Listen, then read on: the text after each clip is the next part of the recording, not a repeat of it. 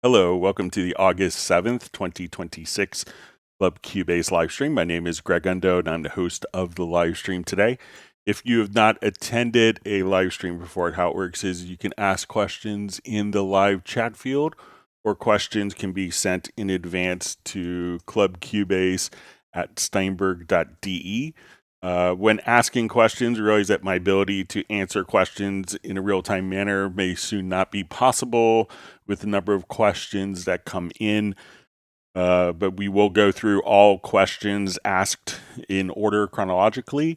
So if you don't see an immediate response to your question, if we could avoid asking the same question repeatedly, that would be appreciated. When asking questions, it's also helpful if you could specify the specific program that you're running. So if it's with Cubase, it could be Cubase LE, AI, Elements, Artist, or Pro, which tier, and also the version number. So if it's version 13, 14, or 15, that information is always helpful, and as well as the operating system. So if you're running a Mac OS or Windows, we should have an index of all of the topics that are discussed in today's live stream pinned to the top of the comments field several hours after the live stream ends. So if you want to refer to that, you can quickly navigate to topics. And if you want to search for topics that have occurred in previous live streams, I think we're at over 45,000 topics and over 2,000 hours. You can go to cubaseindex.com, and we want to thank Jan from Stockholm for creating that website. We have two people that serve as moderators, Jazz Dude and Agent K. They're not Steinberg employees. They do this to make it a better community experience, and we appreciate their efforts. So we'll give a special thanks to them, and also express our gratitude for Jazz Dude for his unofficial Cubase Nation Discord, which is a wonderful source of information that's really beneficial to the Steinberg community with chats.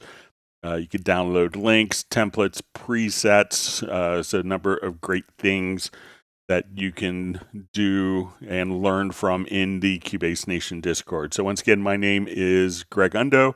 I'm presenting from just outside in the United States, just outside of Washington, D.C., in Alexandria, Virginia. And if you're watching this live, please feel free to introduce yourself and tell us where you're from. With that, we will go ahead and begin. All right, so we see Klaus Olsson joining from Malmo, Sweden. And we see Stefan also joining from Sweden. Great.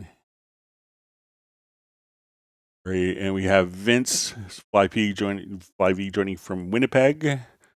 His question is, I've tried everything to map this one fader, reinstalled stuff, but it continues to move automatically.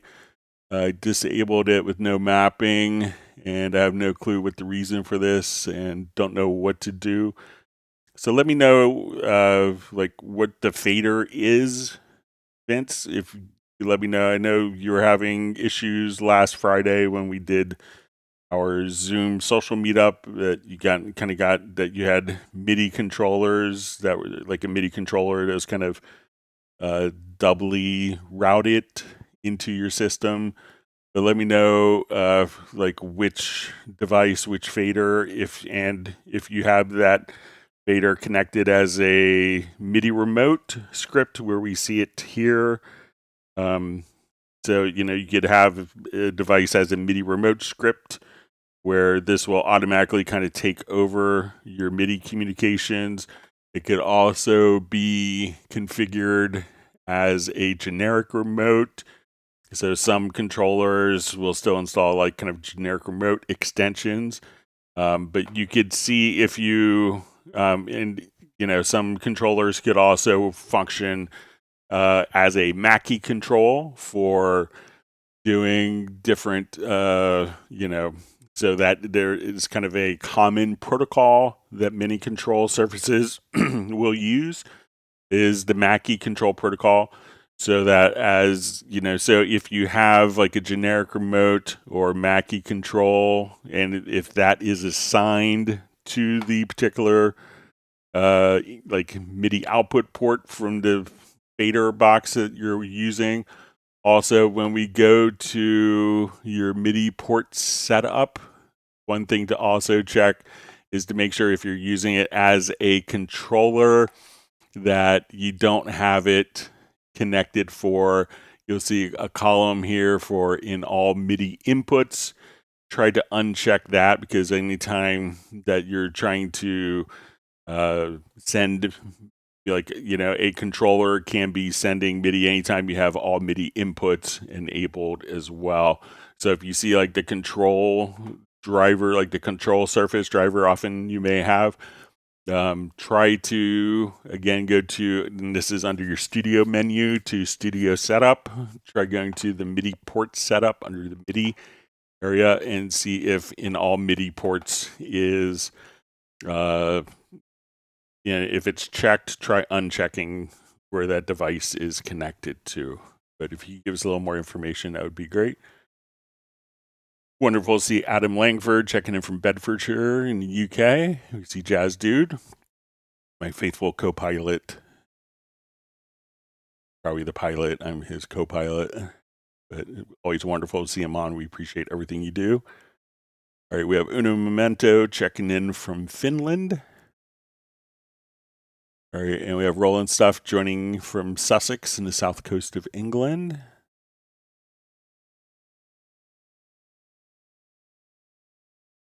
All right, so we have Brian Michael Fuller just says, is it normal for Cubase to take an extremely long time to both open and close orchestral projects? It seems like an absurd amount of time compared to my experience with other DAWs.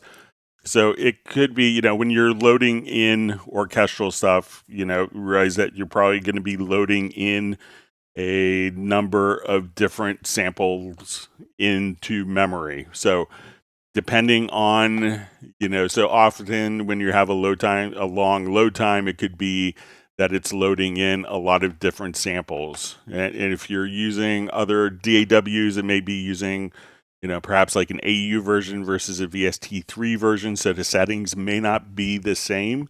But when we go to, but if you're trying to, load up and, so much amount of data, and, that will take a good amount of time. Now, sometimes most orchestral streaming libraries will, have a streaming component. So it's going to load in some of the samples into memory, and some of it will be streamed from the hard disk. So usually maybe the initial parts of the samples will be loaded into memory.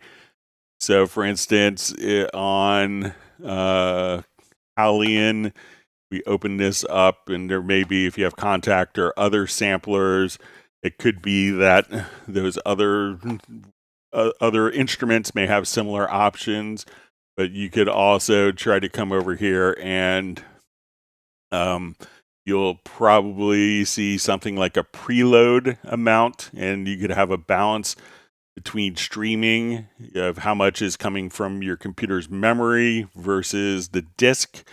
So if you have an option here to set the streaming more to disk, that means less is going to be loaded into the computer's memory. And sometimes you could allocate, like I have 64 gigs of RAM.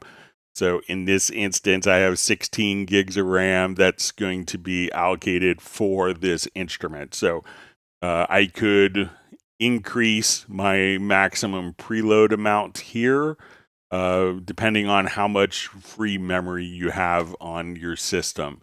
So, make sure that you have those particular settings kind of tweaked in your instruments that are playing back the orchestral instruments, and that can, pretty much change some of the settings. But sometimes, it's out of our control how long an instrument takes to load its own samples. So be aware of that.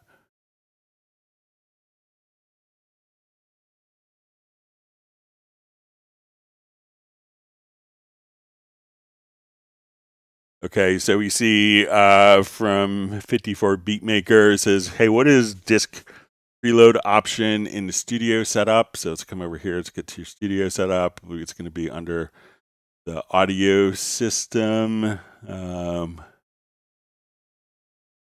So this would just allow you to load up, parts of the audio file into the computer's memory so that when you hit play, it doesn't have to access, just like we were discussing with the streaming of the samplers.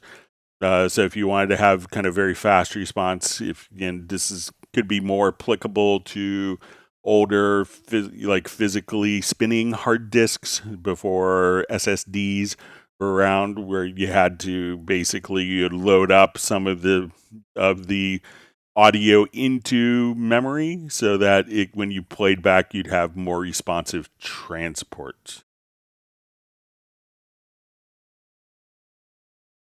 Okay, so we see Vince just said he sent a video via email, so let's take a look at it.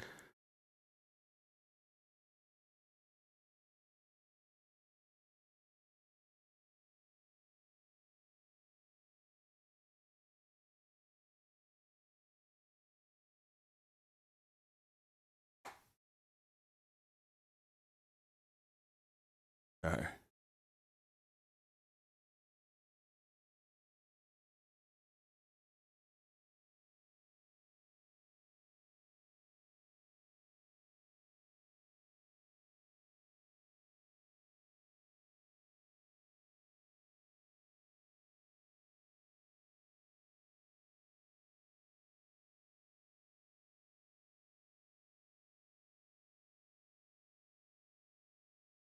So maybe you captured the wrong screen, Vince. I'm not sure.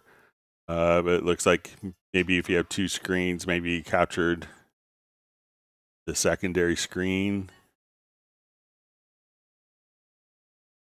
So maybe if you want to send the video over again, let's make sure.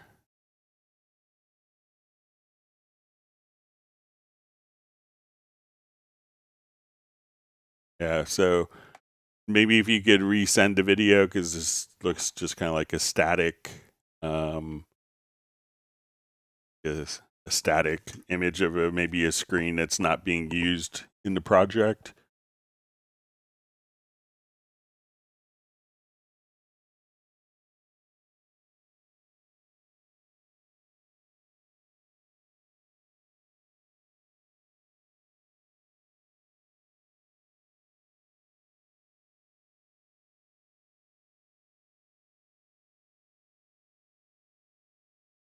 I'm back to my Cubase right now.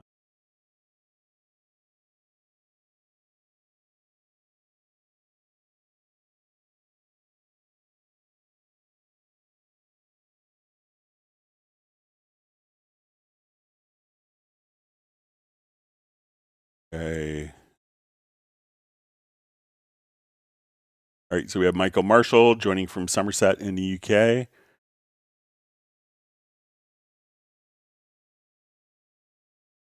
All right, so we have DV78213 joining from London. All right, we see Mark Rabin joining from Montana. Will everyone give a big woof to Stella?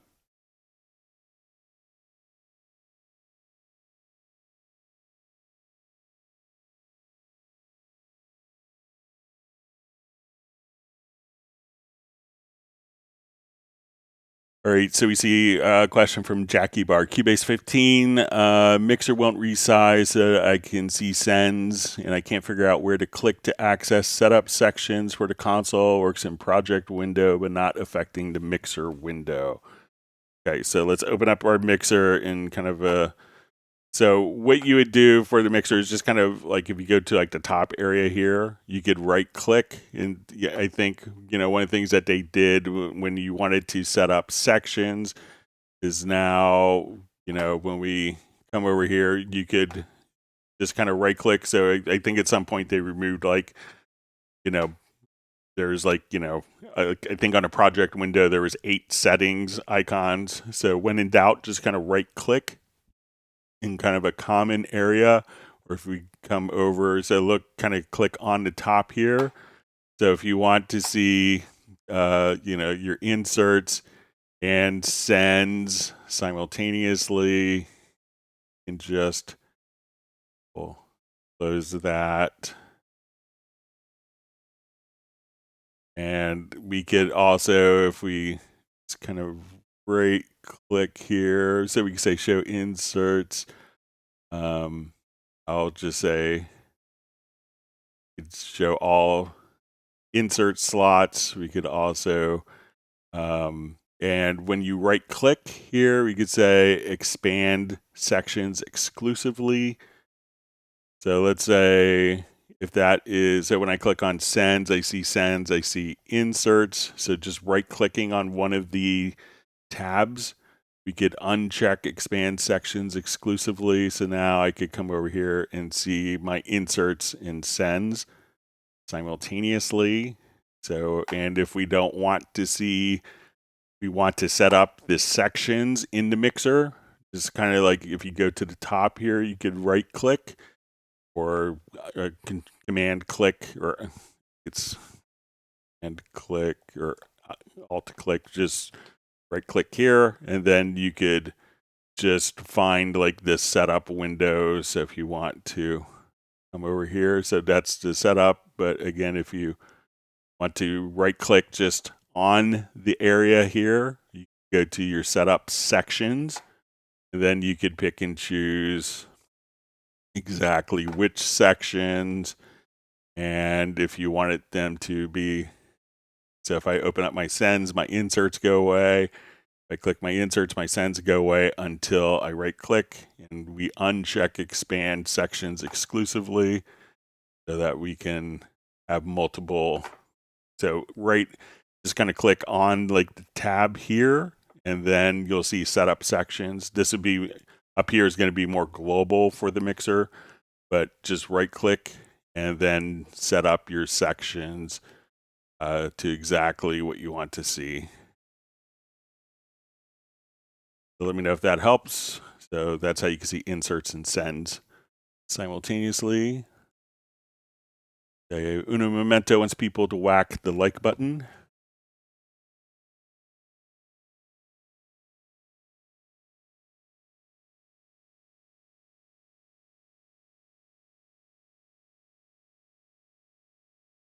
Rabin has smoke, probably from fires that were in Spokane, Washington, across the border.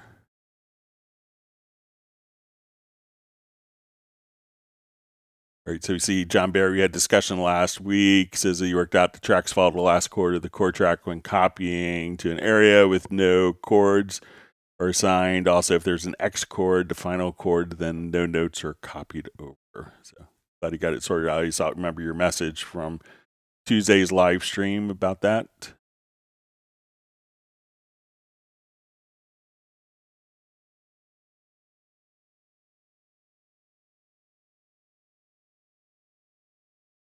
All right, Alessandrone asks, hey Greg, I'm aware that you can bring a melodic audio track to the chord track to get its chord, but is there a way for Cubase to tell you its scale?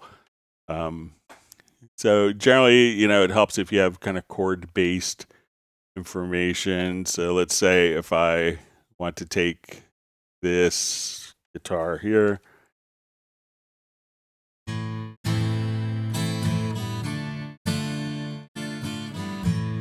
right? So let's say I'll just over here, we'll do new track version for the chord. So I'm just going to drag this guitar part up to my chord track. All right. And now when we come over here, we could see, once we come over here, we could also just, we see in the bottom right-hand corner, we could see what the scale is of the particular, indicated right here. So when we click on our chord track, so, we just drag the audio in. So let's say this is showing the relative major. Let's say if we wanted to switch that, is select our chord track here.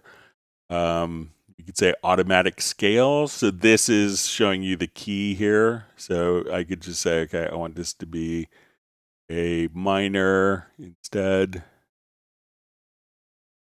So but it's just indicated directly here on the scale. And if you wanted to override or change, so once you select a chord track, you can just probably see that particular chord track indicated right there. And if you don't see it, you could also just kind of hit this icon, and that will show or hide the scales just right there. So let me know if that makes sense. But if you want to change it, so let's say we're going relative, you can now just come right over here and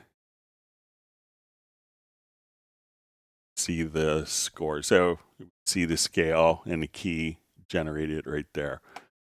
So so the automatic scales would be, you do that. If that's checked in the chord track, then the scales will be visible right there.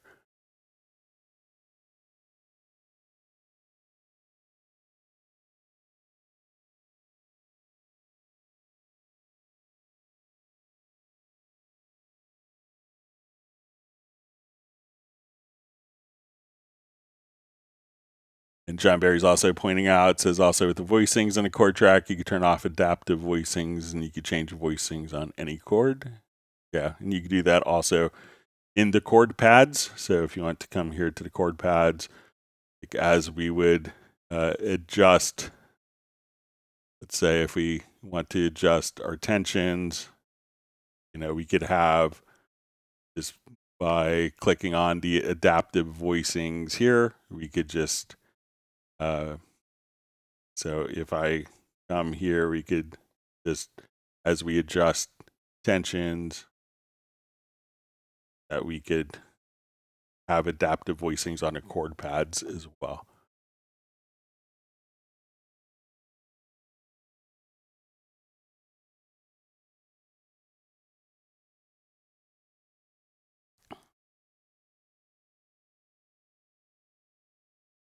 All right, so we see from Roland stuff, says, hi Greg, I had some problems with the download assistant, having downloaded the Hallian 7.5 upgrade plus new content. It showed I needed to also download new content under my Hallian 6 folder in download assistance and to the same directory. It's as if anything downloaded under updates doesn't register within the relevant folder. A while back, I had to download Cubase 15 Pro updates twice. So usually, like when we're in the download assistant, so sometimes, you could define where the particular content gets installed to. So, when you go to the Steinberg download assistant here, we'll just get this opened.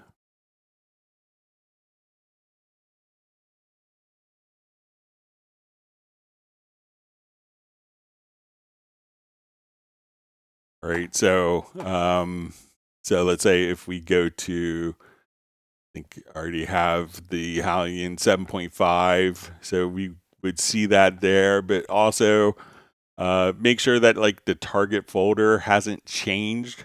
So sometimes people may change like their target folder and also the default content folder, that's organized in the library manager. So if you come over here, you could also define, and these will kind of all work connected to each other, even though they're separate, because separate tasks often. So in here, we could just choose to have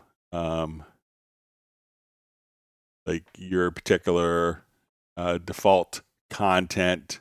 So if you have custom path for libraries, you could set that up there. So sometimes if these get out of sync, but most of the time, it could be perhaps when you updated your Hallian 7.5, maybe you didn't update, content from previous versions, and that may kind of get you into the situation before. I haven't run into a case where I've had to update like Cubase twice for it to kind of take effect. Generally does the installation for you automatically and knows when it's been installed. All right, wonderful to see Tim Weinheimer on from Mission Viejo, California.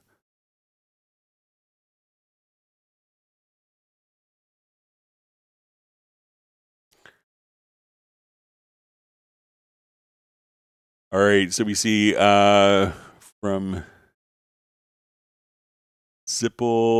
Pipple Williams, how is it possible to import program names from a Korg Kronos and Cubase 15 Pro using a Studio M1 Max? So there probably isn't a way for the Kronos to generate the patch name scripts. There could be patch name scripts on the Korg website, but what you can do is just come over. So let's go to our Studio setup under Studio menu. We can go to your MIDI device manager. Often you may see spreadsheets with this, let's go to Studio menu, more options, and you'll see MIDI device manager here. So let's install a device. So we'll define new. So let's call it Korg Kronos.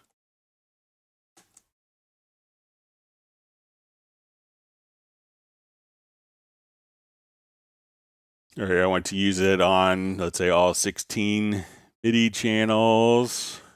Right. All right, so now we can open our device. We'll see in this little window here that we could go to patch banks. So we could create a bank of patches. So we'll go ahead and create a bank. Done this in a while.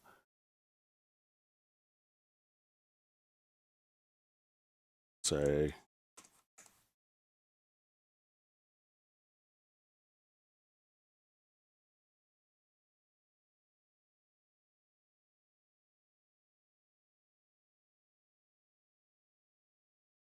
Okay, or sorry, we'll just click on add multiple presets. Okay. Let's call this bank 1.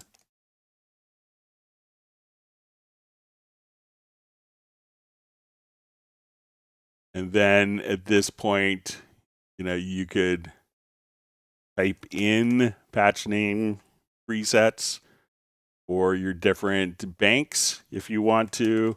A lot of times this could be saved as the text file. So many times you will see kind of an Excel document, but with all the patch name scripts, you don't have to manually type it in, but then you could convert that into a text file to copy and paste. And now when we come over to add an instrument such as your Korg Kronos, so I go to add, let's say, a MIDI track. Let's come over here and say, okay, want this going to our Korg Kronos. And we could add our track. We could say, okay, I could see my banks. I will just connect it to my MIDI device where it's connected to. And then once we come over here, you could just see, once we have kind of like your patches configured, you could have your patch name scripts show up here. So this is kind of a long time annoyance with hardware devices that they don't automatically do this. With MIDI 2.0, you could have use custom, use MIDI CI. So if you come over here, let's go to under MIDI. So you can do MIDI CI support. So Cubase has supported that for a while. There's not a lot of hardware that currently has that support, and that will kind of take care of all the patch name scripts. But it is kind of an annoyance of, most hardware synths. But look to see, they may have a Cubase patch name script already. Someone may have them online. I think one great place to look for that, I used to look in older, several years ago, haven't done a lot of research on it recently, was Riveted Studios. Has a lot of patch name scripts available for different devices. Great. And we see from says the original core Kronos editor doesn't work anymore.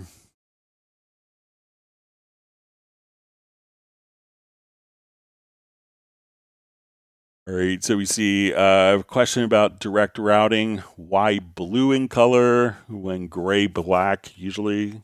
All right, so let's see. We're in like our full mixer. I will come over here. Let's get to our setup sections. Let's see. Okay, so we have direct monitoring enabled. Great. Let's say if I'm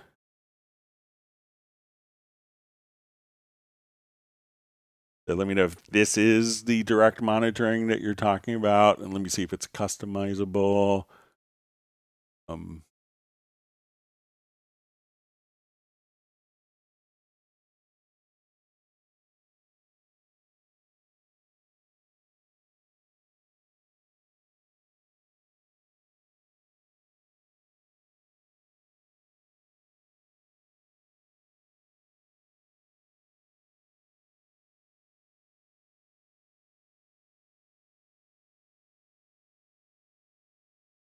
Change like for the channel strip.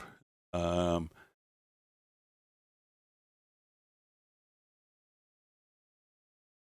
direct routing. So if you wanted to change the color, you have the choice of adjusting the color here within the preferences. So if you go to your preferences or settings under user interface, go to mix console section colors, and then you'll see the direct routing.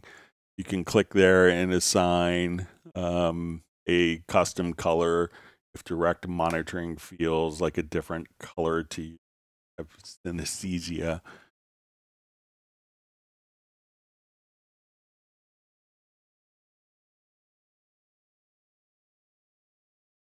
Right, so we see Flyv just says it's Fader 8 on Arturia Keylab Essential. Sent in 2 videos by email. Let me see if the other video has come in.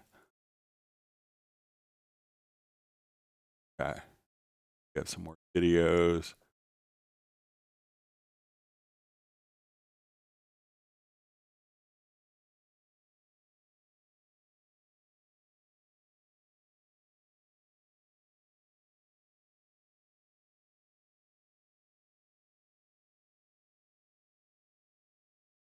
Still looks like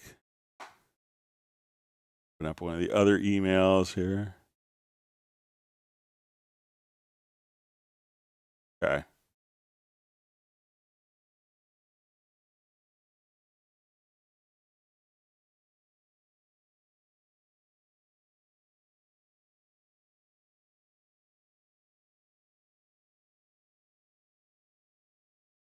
Okay, so you see you have it configured as scroll back where we were. Question.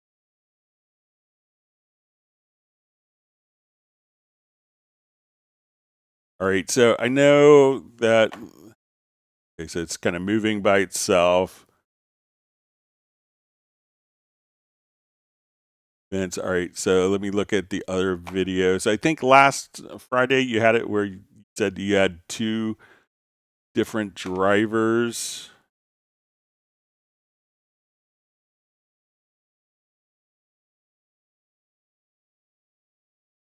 Okay.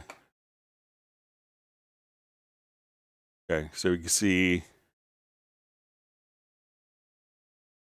Okay, so you see that that's moving. Check to make sure, like when you're, because I thought that you had mentioned on the Zoom social that when you went to your studio setup, that make sure that you don't have like a generic remote, and this may be labeled as Arturia Keylab in remote devices for the legacy control, or or a Mackie control. See if you have any of those that are configured.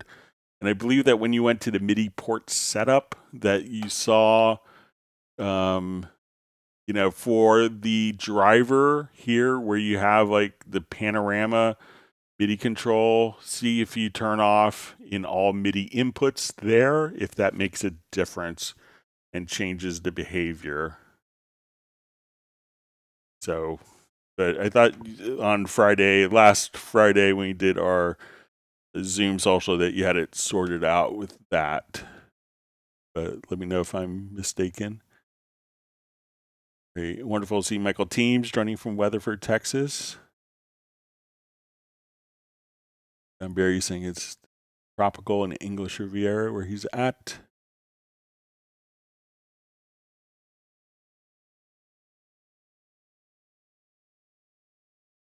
Great. We see Benny joining from Sweden. You had a great time on your vacation. Was it Cyprus?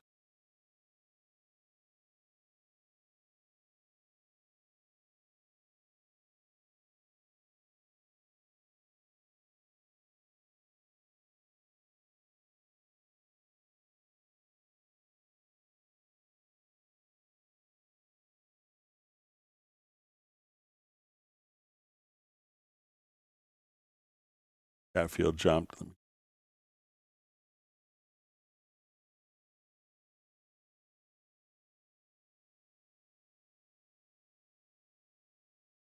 Spot where it was.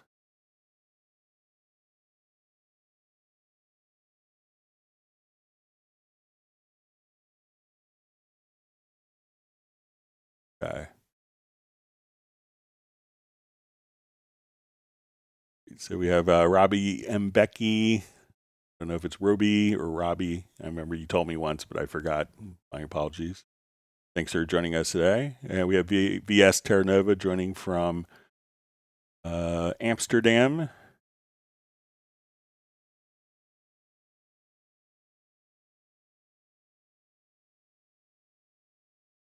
See Soren joining from Sweden. Roby's from Croatia.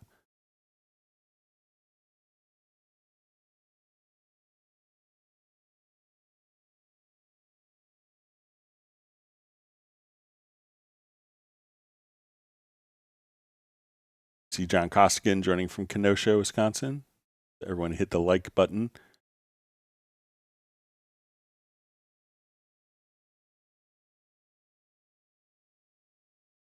See Tony Trenzo joining from Australia. Adam Langford and Mark Raven, good morning.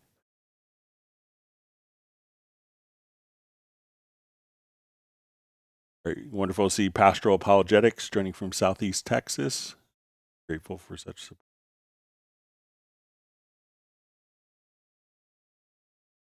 All right, Jackie Barr says, Greg, okay, is there a way to reset all send levels to 0 without having to do this in every track? How do I reset settings to only display the sends used instead of the blank slots? So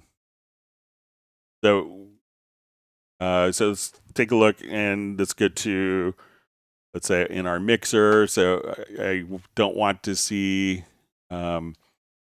So again, I think if we come here to show all sends, show all available send slots. So if you're in the sends here, we could say show all available. So if we uncheck that, then I see only send slots that are in use. So let's say I could just come right over here, right click on the sends. So I could show all of my sends, all 8 sends, or I could show only the sends that are in use. All right, so let's see. And the next question is how to reset all send levels to 0 without having to do this in every track. All right, so let's come here and say I have these tracks selected. I'm going to route them out to, say, a reverb.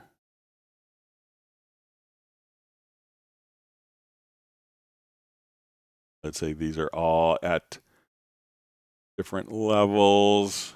All right, so if we select all of the channels, let's say in our mix console, and I'm going to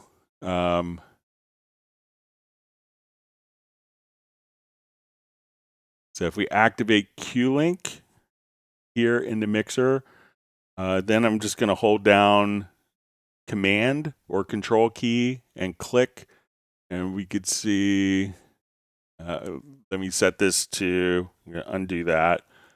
So I'm going to set this to, I'm going to enable Q-Link, so select all the channels. Let's enable Q-Link. All right, so we see that we're all at different send levels here. And I'm going to go to absolute. I'm going to hold down my Command or Control key and click, and now they're all reset to 0 dB. So again, to do that, you reset all the send levels to 0 dB, select all the channels, enable Q-Link, enable absolute mode, and once you do that, hold down Control or Command key, depending on your operating system. Click on one, and that will reset them all to the same value. If absolute isn't clicked here, that will move them all proportionally. Absolute moves them to the same absolute value. So let me know if that's helpful for you. If you're getting paid by the hour, you could still do each track manually. All right, Mark Rabin.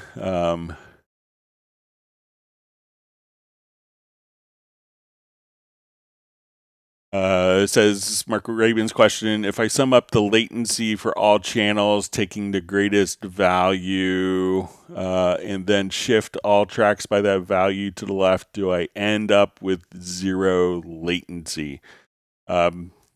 So you could do it that way, but as soon as you add another plugin, then you'd have to kind of shift the tracks again. So when you play back, all of the plugins, regardless of how many plugins you have, what the latency is on the system, all of the plugins will be compensated for. So if you're recording in real time, so you're recording your audio, and let's say you have effects plugins, and those effects plugins have latency. That's kind of a physics thing. We can't necessarily break the rules of physics. It's going to need to have that time to process, so you can't necessarily record ahead of time. So what you could do is, record, and then as soon as you play back, all of the tracks will play back with the latency compensated, no matter kind of where the signal flow is. It was like a really big deal. I think when Nuendo 2 came out, that it had like full latency paths for like all of the groups. So before that, a lot of programs on computers, once you put plugins on a group, which is pretty common as we know, that group wouldn't play back in time because the plugins wouldn't be calculated. So Steinberg was the first company to do kind of full delay compensation. So you could move it, but it doesn't really benefit you from, I probably would advise against it, because when you hit play, then all the tracks are compensated and will play earlier. You may have a slight, 10 millisecond or 30 millisecond delay from when you hit play on your transport to when it starts to play, but all the tracks will play back in time with delay compensation without you having to manually shift tracks.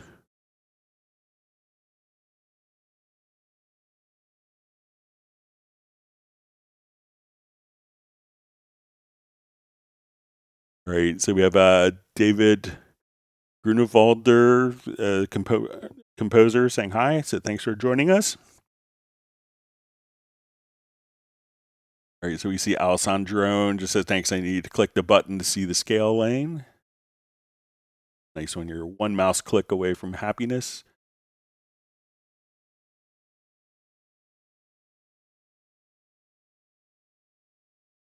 Mark Raven just says, glad he could help Fly V. He says, nobody's born with Cubase knowledge but Greg. It's like, I earned it. So I spent a lot of time in this program. I work hard to make it look easy for everyone else, and hopefully share my knowledge along the way. But thank you for the kind words.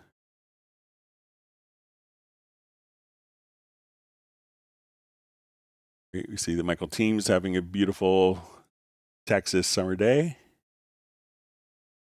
Very wonderful to see Brian Sawyer. Sending a big howdy from Yuma, Arizona.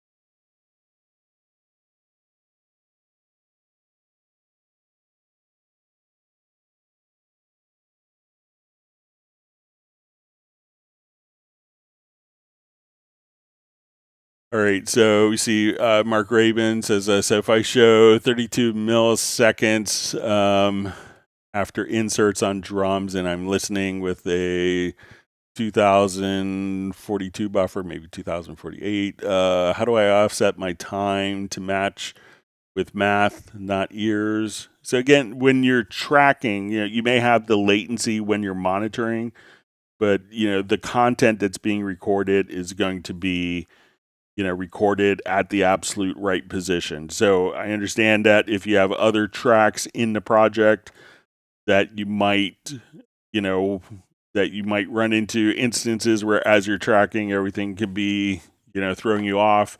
And that's why we have this in the bottom left-hand corner, like while you're tracking quickly, so you don't have to turn off a lot of plugins that are very latent. You can just come over here, click on a constrained delay compensation. Like, let's say you're in the later stages of a project where you're mixing, you'd already have kind of, some heavier plugins with their imposed latencies having impact. At that point, I would just try to come over here to the far left-hand corner and activate the constrained delay compensation. I think that would help as well.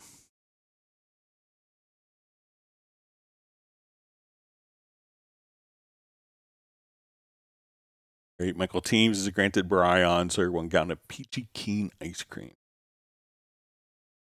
No.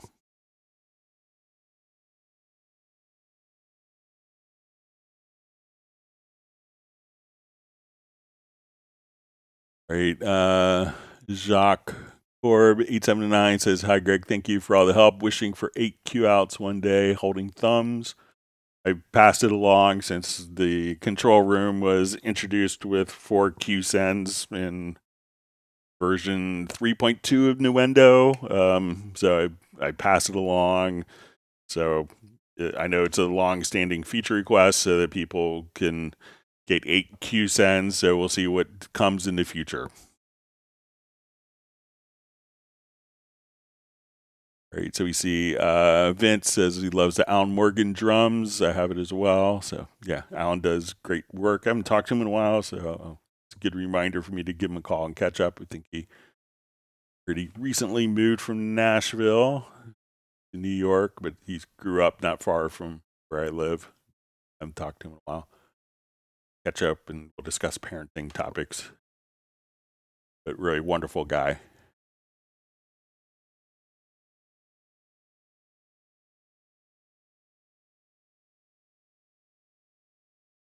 All right, we see Nana Candy, or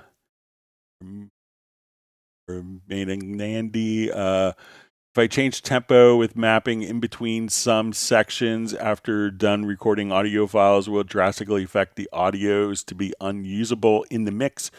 So the audio will play back at the same tempo, unless you specifically tell it to be in musical mode. So let's say if I come over here, I have an audio file.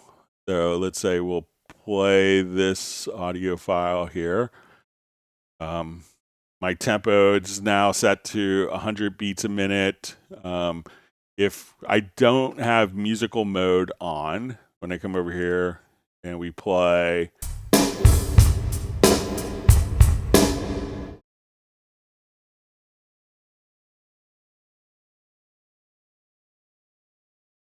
some reverb on that. All right.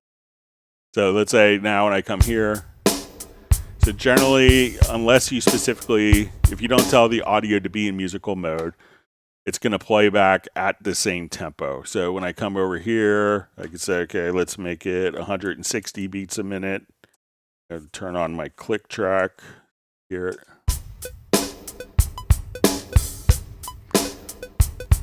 So if I change my audio now to 100 beats a minute,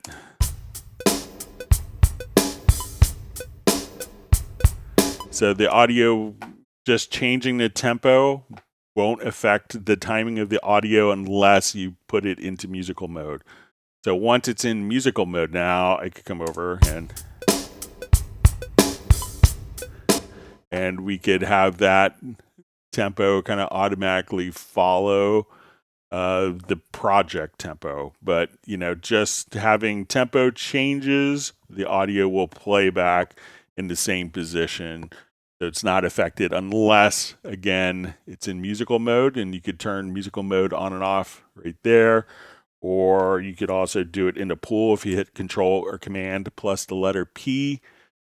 You can just see, okay, when we go to, I think it's called Rock Loop.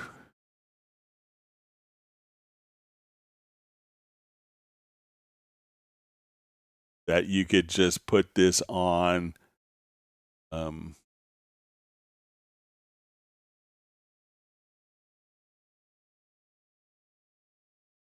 So you'll see like the musical mode right here.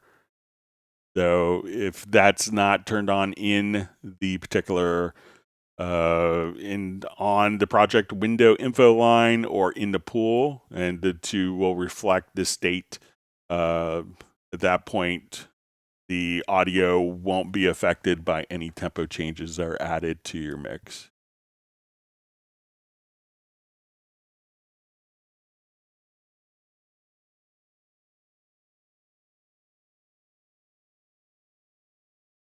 All right, so John Barry says, hi again.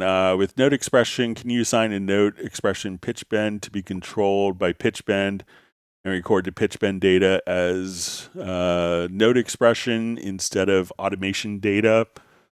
So, yeah, I don't have a kind of like an MPE style controller here, but let's take a look.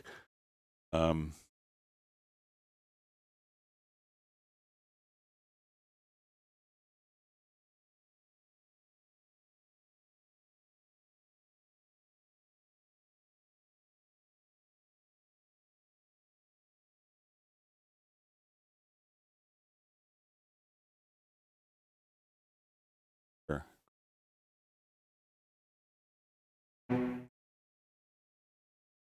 In which the stations.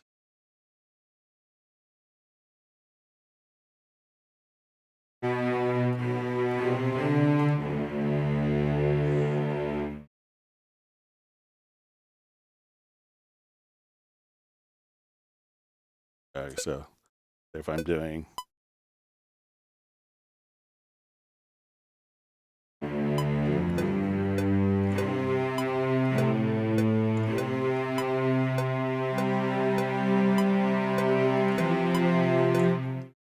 okay, so let's say we have some chords here. All right, so when we go into, let's say, our note expression, so we're not going to do an expression map, but let's come over here to our note expression data.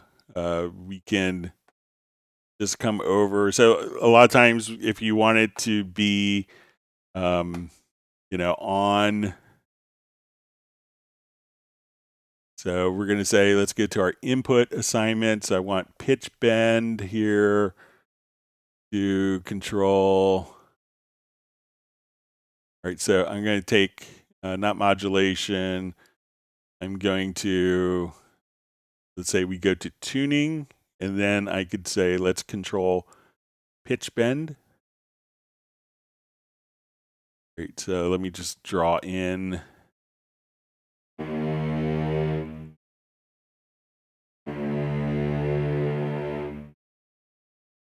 Right, so, and again, once we're in the editor, go to note expression. I think that we can come over here.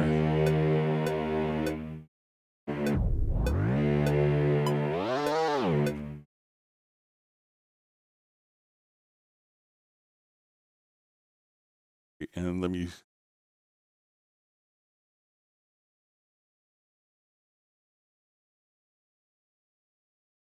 see if I need to merge the MIDI data.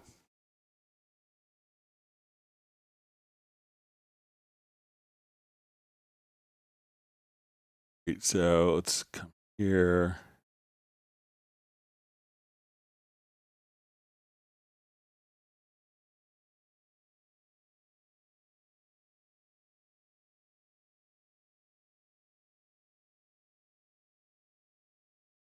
Okay, so let's say I want this to be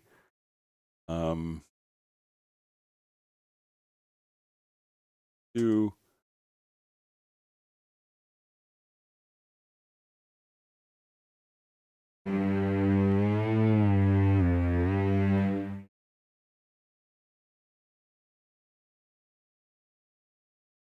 Okay, and then I'm going to just come over here and say record MIDI as note expression.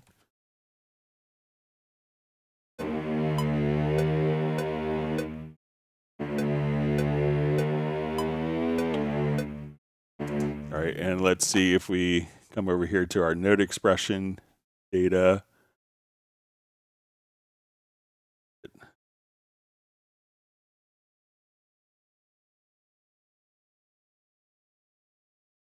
I have a call coming in. Let me tell them to call back.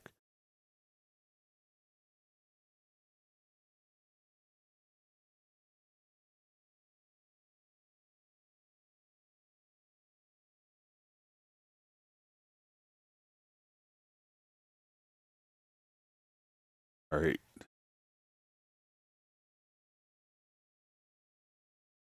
So let me just see if we come over here to overdub.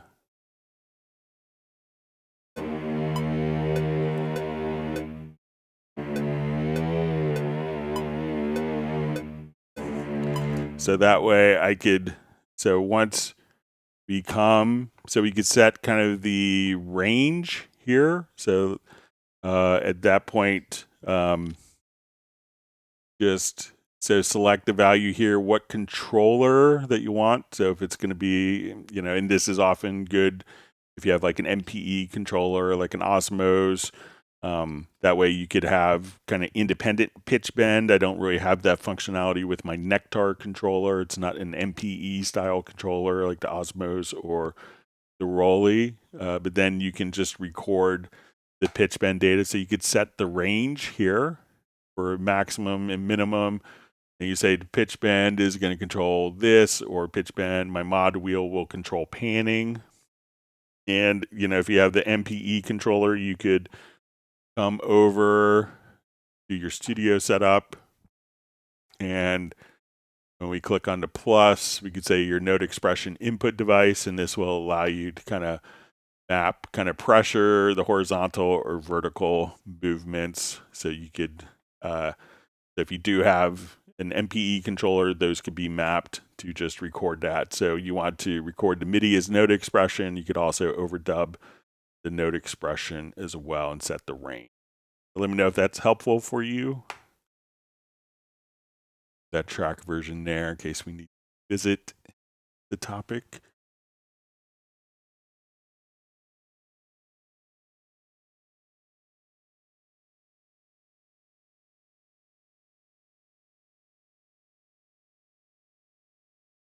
Right, so we see from Zipple Pipple Williams is there's no Kronos in there. So yeah, there's probably not a Kronos in the MIDI device manager. So you could make your own MIDI device and then, you know, carry over the patch banks in there. But take a look because there could be, you know, Kronos Cubase MIDI patch script floating around online. So usually once that someone makes one, kind of like MIDI remote scripts, they will often share the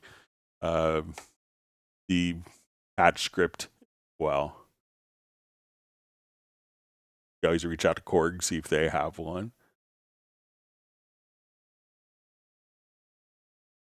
See, but not for 2000 sound files. Yeah, it's a bummer, but that's how Korg has designed their instrument.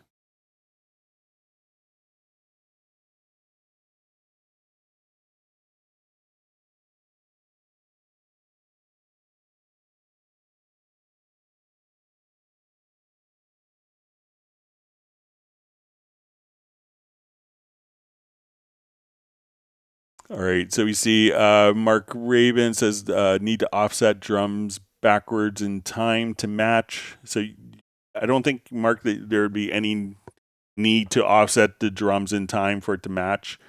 So, because like as you're tracking, you're already tracking to delay compensated material.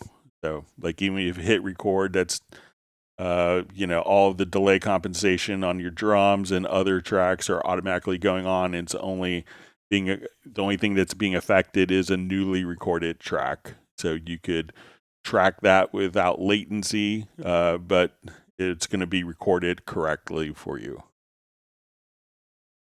All right, Craig Nobles asks, hey Greg, can you show how to export a tempo map to be sent to Pro Tools session? So really all you have to do is, so we'll just start off the new project.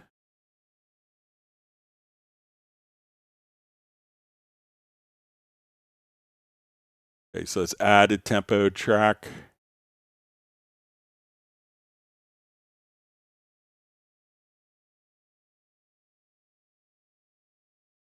To have. All right, so I have my tempo track here. So tempo tracks can be exported as a standard MIDI file. Now, when you have a tempo track by itself, you can say, okay, I want to export, and MIDI file isn't enabled until you have one MIDI event. All right, so we're going to add just a MIDI track. All right, you could say, do not use, and we're going to just add one single MIDI note or any MIDI message. All right, so now that we have what is traditional MIDI information in the project, we can just come over, let's export a MIDI file. So we'll say tempo test. All right, I'm going to save it temporarily to my desktop. All right, and when we do this, we could say, okay, we want to make sure that you export. Sometimes, one of the things we could see is, you have different options for importing and exporting.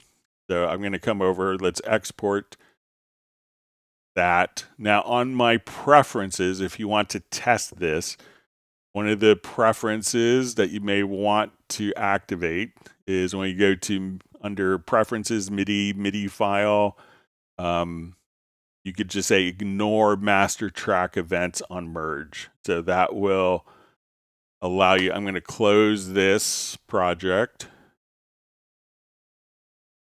And I'm going to import that MIDI file that we just created. Again, we need just one little MIDI note, one MIDI message in there for us to export the MIDI file. And we'll create a new project here. Let's go to our desktop. Here's our tempo test MIDI. We'll put it into a new folder here.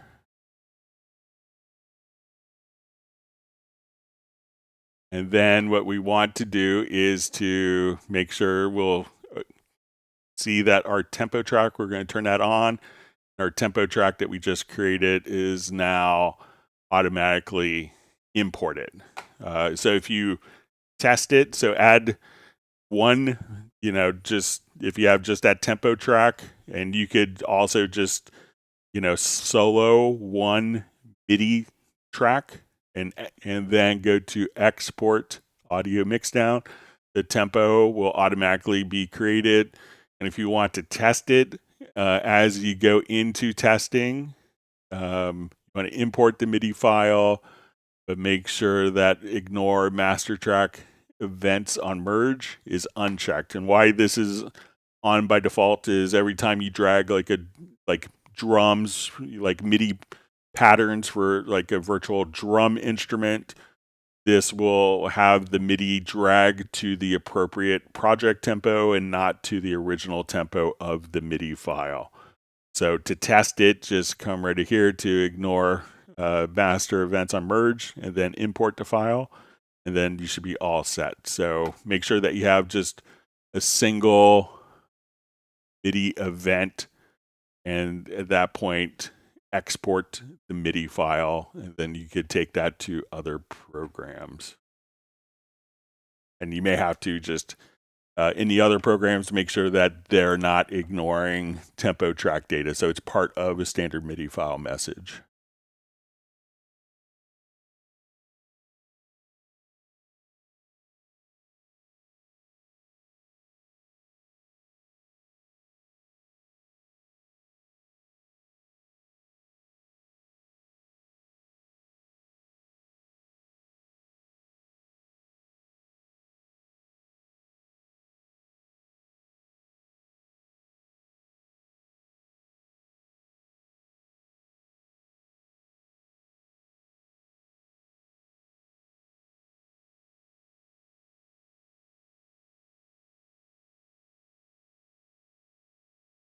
That field just jumped.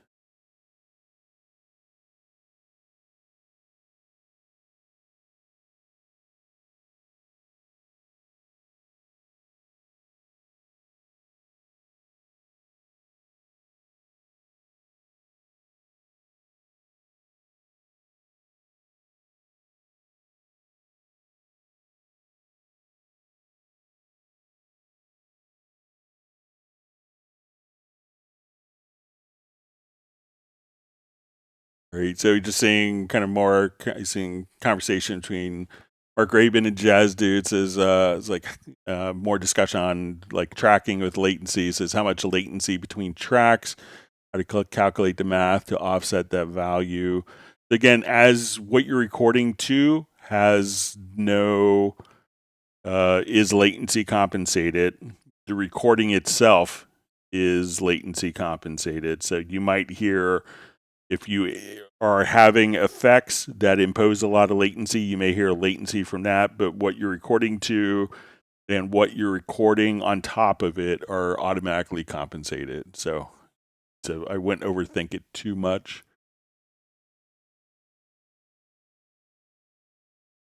Right. So you see from Michael Team says, howdy, Greg. Thanks for all you do for us in the Cubase Nation.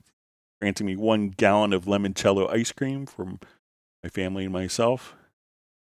Make sure you get a big scoop or two. My son's good at stealing the ice cream before we even realize we have ice cream. Okay, so Roland Stuff says he's hit the like button. Says always such helpful info.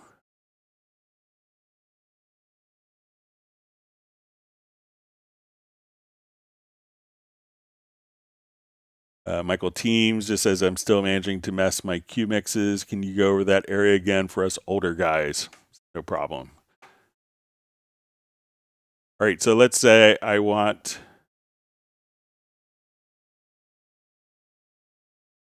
to set up a Q mix for different musicians. So when recording musicians, we may have to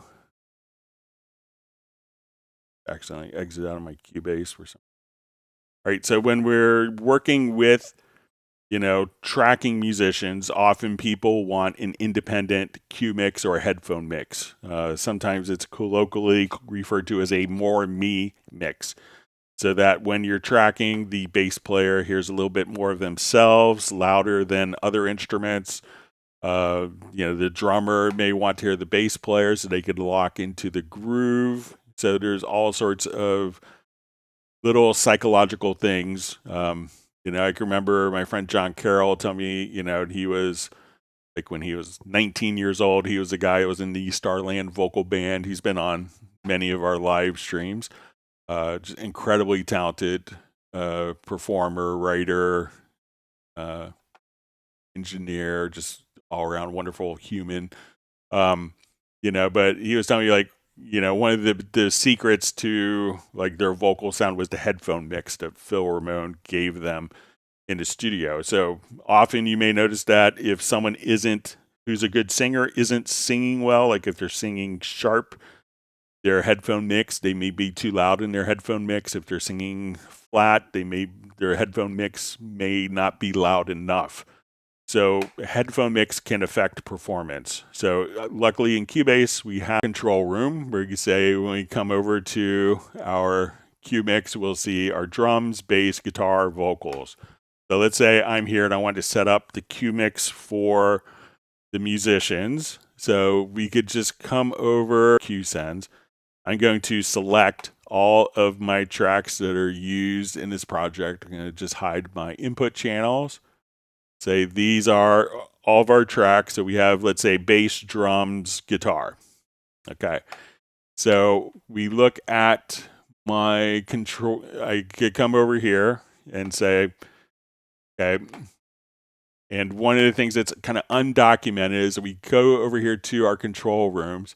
You could right click and we could say, we'll see right over here, we'll see all cues.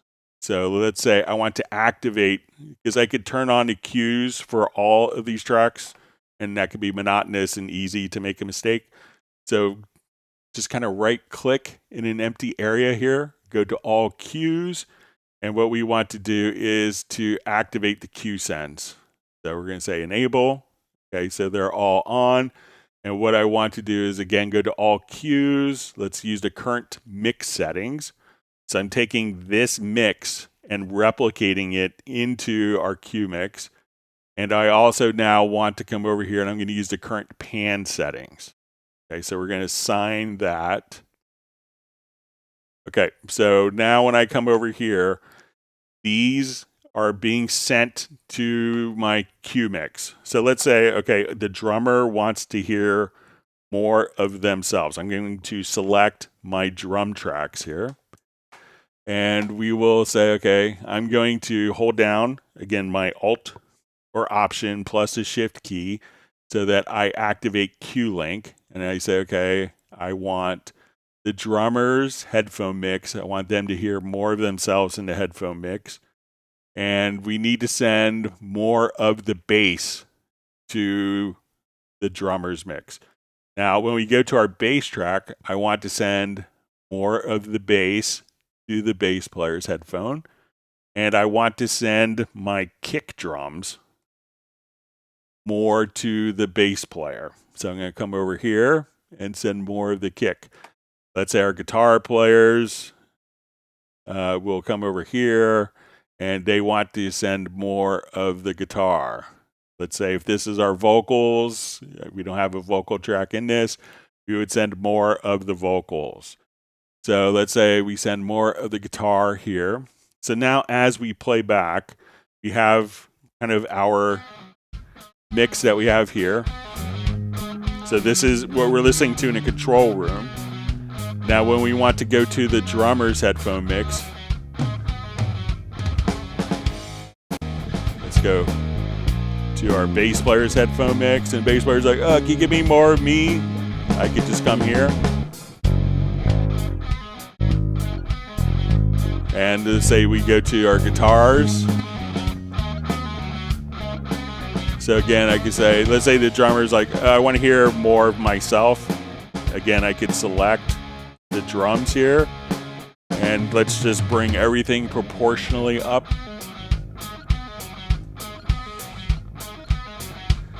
So now I go to the bass player's headphone mix, to the guitar player's headphone mix. So I could just switch my different cue mixes here. So the bass player, guitar player. And let's say no one wants to hear the click except for the drummer. We could come over here to the drums and say, okay, the drummer's going to hear the click in their headphone mix. The bass player wants to hear the click, but the guitar player doesn't. The vocalist doesn't want to hear the click, so we don't need the metronome that's kind of bleeding through.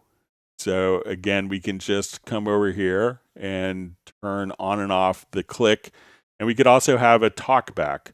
So if you have a microphone that's connected as talkback that's configured in your control room, now you could just come right over here and just hit the talk button. So you could just, come right over here. Let's say, okay, we could hide this. And as soon as you hit your talkback button, you could now at that point just communicate directly to the musicians. So I come over, let's go to. So that's our drummer's mix. Our bass player's mix, the guitar player's mix. And when I want to listen to the mix in the control room that I want to listen to, I could just click here on the mix.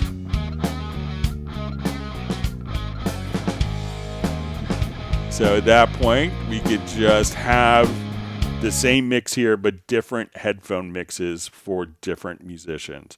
So that, it's always, I can't hear myself, I can't do this. We can now just come right over here and, you could listen to the different cue mixes right there.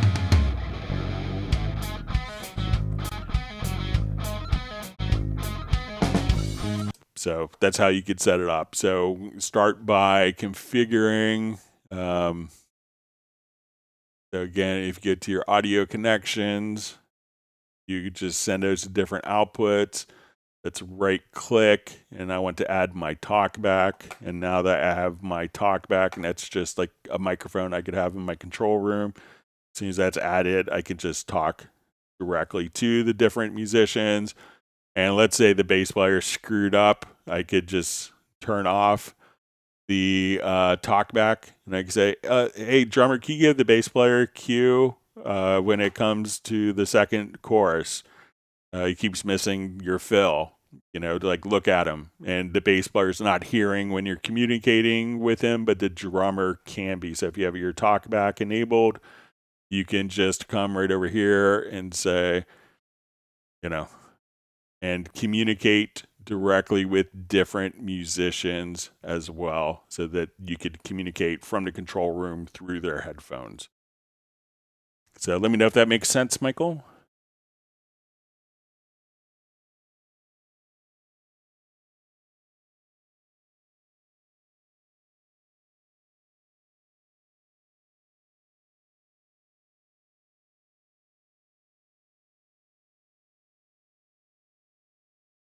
We see Jackie Bauer says, the hidden absolute button for Q length. Thanks so much. That's a good one to know.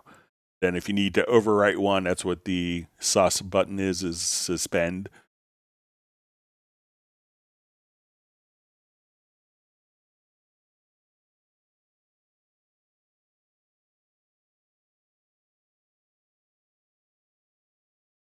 All right, so we see from Mark Raven says Greg workflow render drums through inserts, then is adding latency shown in mixer. Then I want to align the drums with other pre-recorded tracks, trying to calculate the offset. So once the drums are rendered through the plugins and the effects, again, there's no latency in, as the drums are rendered, as the drums play back. The latency is really only for like the actively recorded track. That's the only place it can mess you up. So, if you render it through inserts, through 12 inserts on each channel, and also render effects, all of those are delay compensated for you.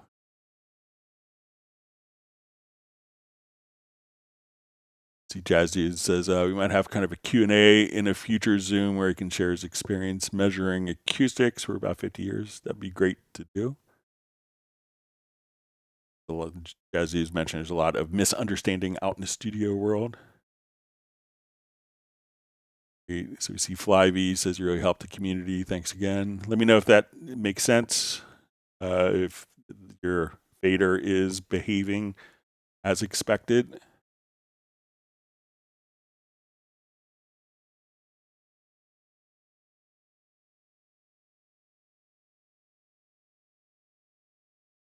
All right, so we see Flyv just saying, the bottom right of my Cubase MIDI activities all over the place without me touching anything. So again, check, because I thought you mentioned, again, if you went to your like MIDI port setup, that you had two different drivers for the same device, and see, and I thought that what you were having before, what you showed on last Friday's live stream, was just MIDI notes that were being triggered. So it's probably going to again be just the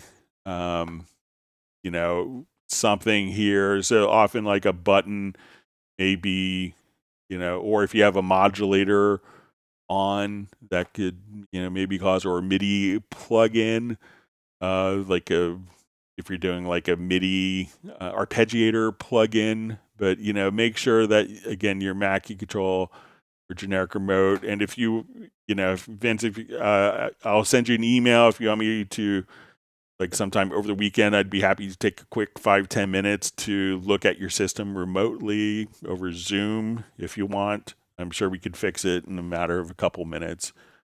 But let me know if you want to do that. I'd be more than happy to do a quick private session to see if we get it figured out for you. Doing one for Zed yesterday.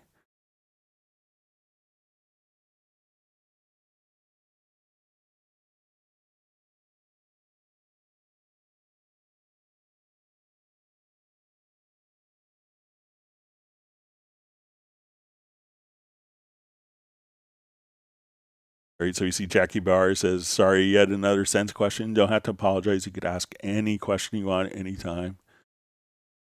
All right.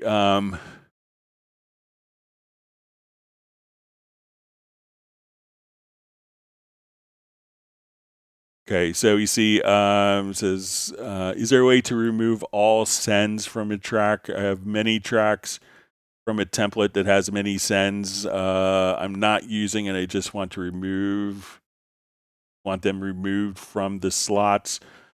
So one thing, so there probably isn't an automatic way of doing it. There is a preference that could be creating the scenario for you. Let's take a look at it.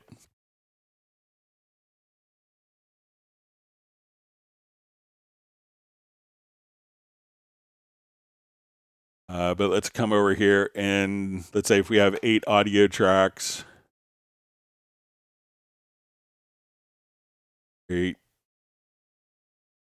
And I'm going to, there's a preference. So let's come over here to under preferences on edit menu on Windows or the Cubase menu settings on Mac. You go to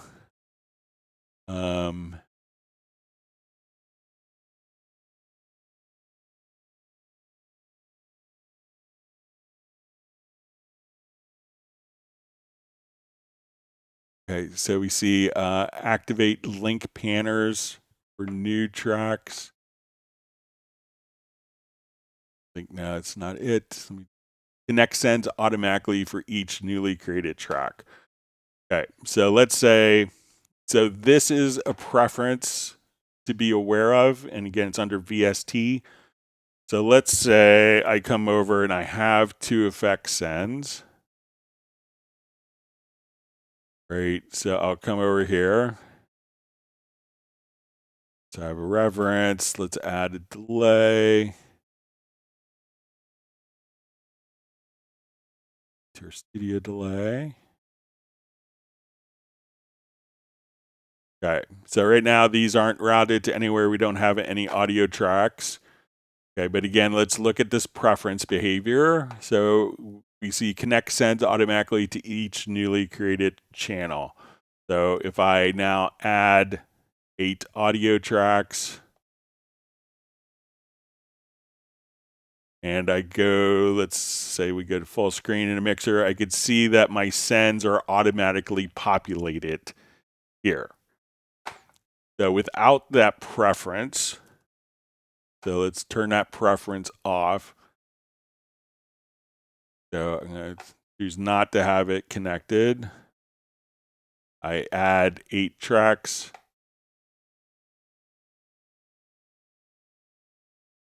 Okay, I'm here. And then we look and we see that none of the sends are populated by default.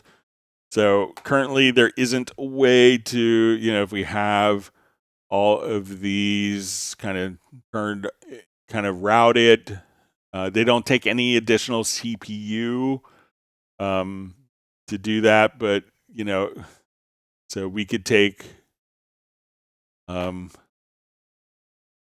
see if there's a project logical editor approach. Do this, see if we could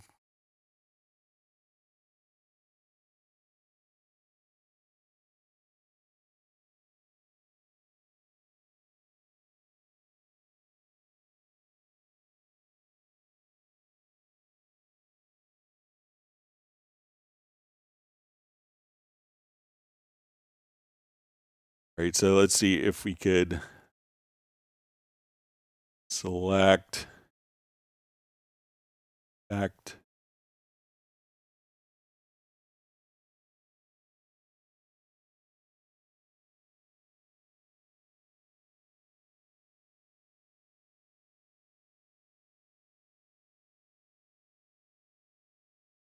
No, I don't think we have a way of doing it. I was seeing if I think that we could switch it from bypassed. We could toggle this end or not.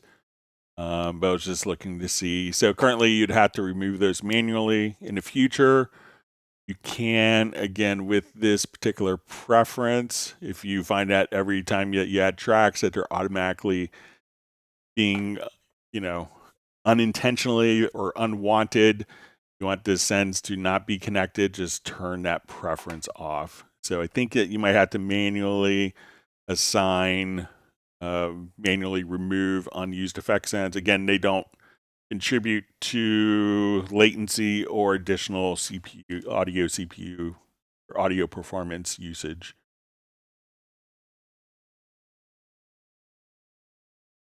Great. See, Mark Rabin wants more people to hit the likes.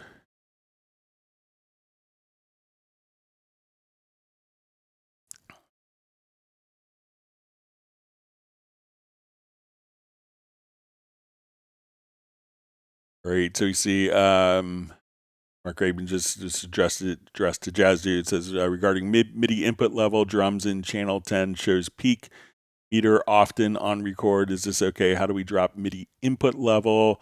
Is this a dump? So make sure, sometimes some MIDI devices, like you may see, like I may have like this little MIDI activity from my Steinberg CC121 controller. And that's kind of like an active sensing information. So as you kind of work with that, you may see indicators there. So, there's a difference if it's just MIDI information versus audio level. So, MIDI is not going to clip per se, but if you're triggering a virtual instrument, let me know if it's the audio that's clipping, and you'd probably hear it clip audibly. But generally, like MIDI activity doesn't indicate that it's that it's like peaking in any way. It's just kind of showing activity.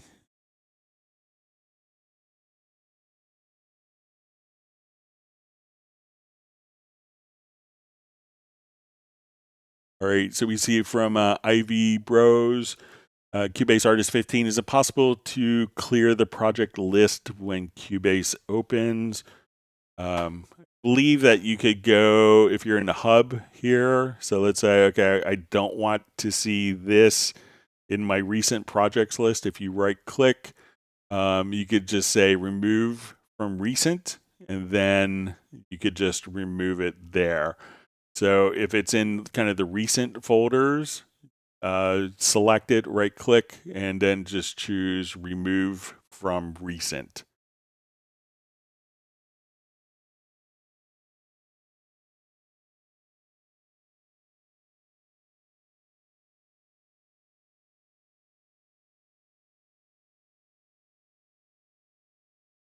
All right, so see Jazz Dude added a new template showing the Halion Sonic 7 sounds, building layered sounds.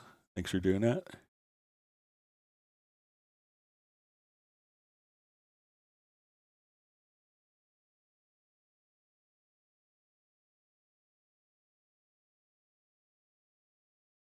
All right, so we see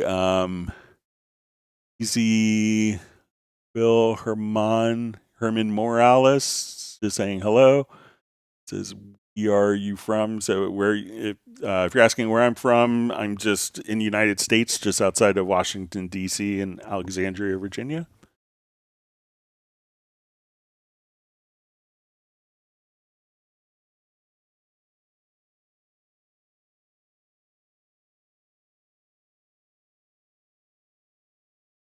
All right, so we see from Adam Langford, as Backbone is on sale, any chance of a run through why I need it? So if you're doing, Backbone's a great, like, not only great sound design tool for drums, but it's a great sound design tool. Probably not the expert in Backbone, but we'll give you a quick run through of it. So let's say we'll come over to add an instrument track, over to Backbone. Right. So one of the things, like if you're just coming up with, you need to come up with like fresh sounds. We could just kind of come over here and say new. And as we over here. Let me just room volume up.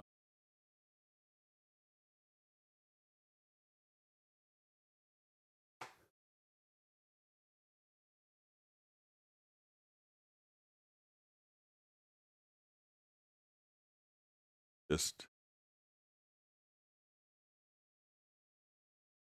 a couple of the presets here.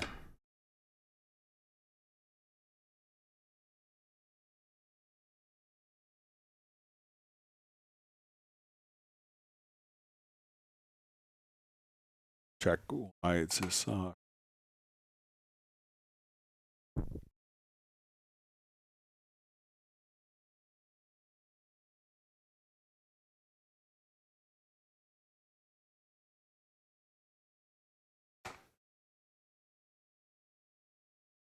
The new project.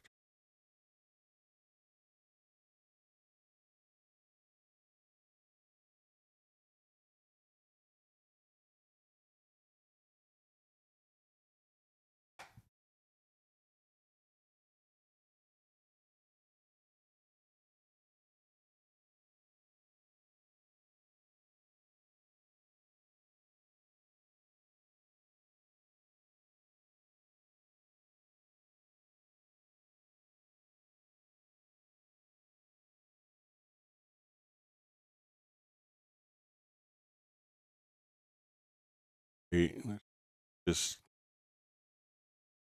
check my audio connection quick.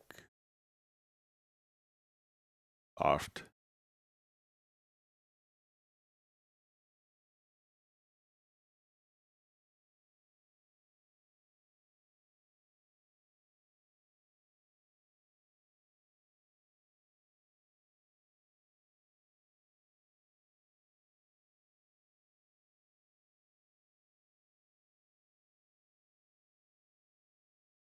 Gonna load up in our quick project here. Sorry, why the brain cramp? Why the levels are so soft?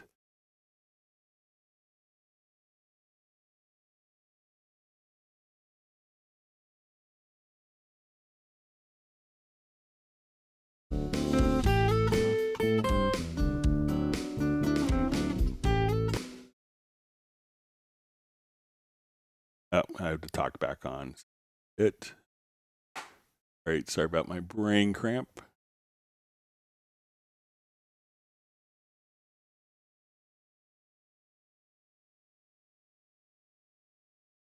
All right, so let's just come over here. I'll just do new.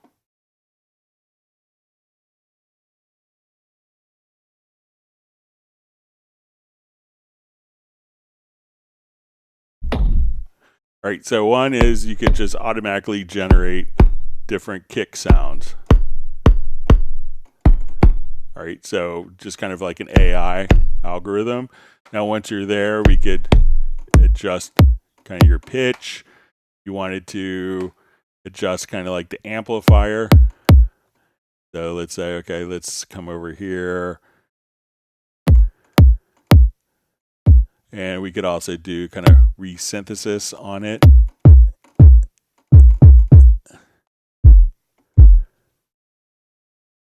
So at this point, you know, we could just take, you know, so if you're looking for working just, you know, and then you could choose to analyze it. And if you want to decompose the different elements as well, so that you could break it down to, like, you know, the tonal aspects. You know, you have the options to, as we analyze, to decompose. They could break apart like the tonal aspects from, and we could have combine this with different layers. So say I want to do brand new.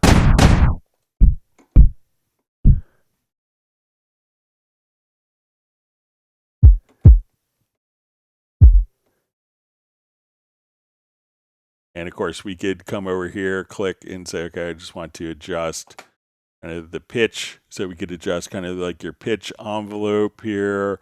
And if you wanted to go to filter envelopes, be able to kind of cut it off. Let's go just look through a couple of some of the different samples here.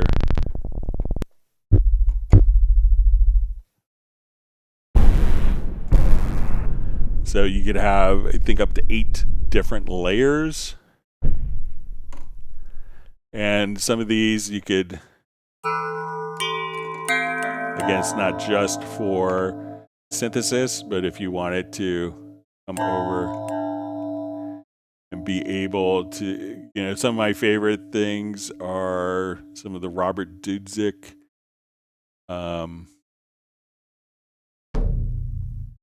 sounds. I think if we come over here to some of the impacts.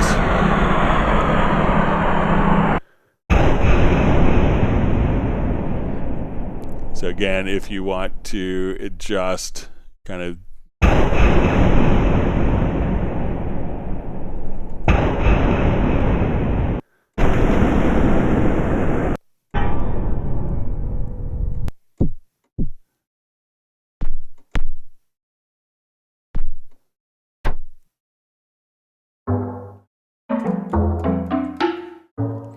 but once you're here, it's just kind of full. So your filter page, your pitch, well as kind of resynthesis. So if you want to adjust kind of your tonal aspects.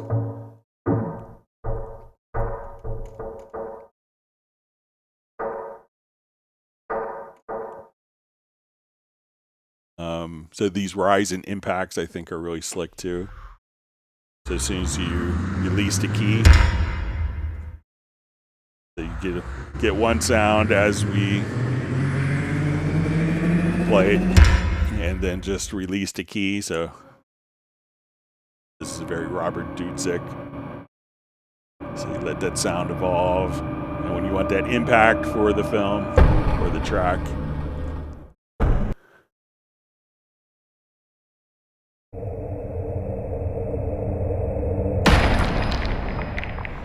So that way you could just have, different components all layered. So a lot of people use it for drum synthesis, but it's a phenomenal kind of sound design tool as well. So once you kind of come over here, you could do your pitch analysis and then break apart and decompose different aspects of your data here. So you can see, but yeah, definitely worth getting on sale.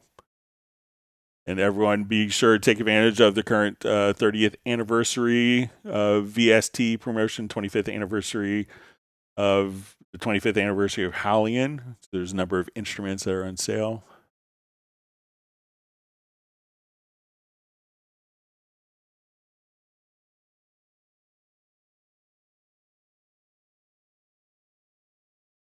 The Jazz Dude just posted a link to the current sales promotion.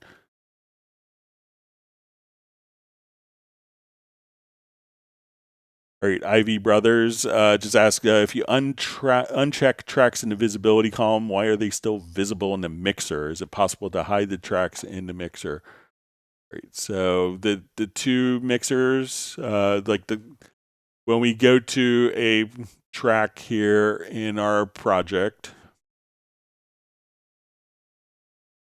All right, so we have our project window here. So let's say I select my bass and we go to visibility. You can hide it here, and we see that is hidden in this mixer. So the lower zone mixer and the project are always going to be synced together. But when I come over, let's say I hide the bass in my lower zone mixer, and on my project window, I could go here. My bass is still visible. This is an independent kind of visibility setting. But if we go to, let's say, our visibility, if we click on this icon right here, we could sync the project and mix console. So now if I hide the bass in my lower zone mix console and on my project, I open up my mixer, that visibility change is hidden. So these can function independently, but if you wanted to synchronize them, go to this little icon and you could choose to sync the project visibility with Mix Console 1, Mix Console 2, 3, or 4. So just click right there, and then that will have the ability to sync the visibility settings.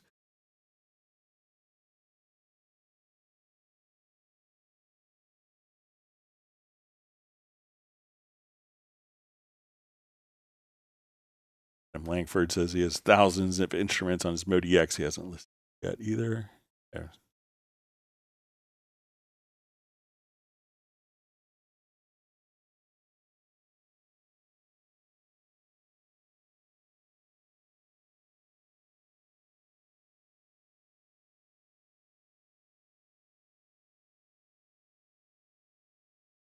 My chat field jumped.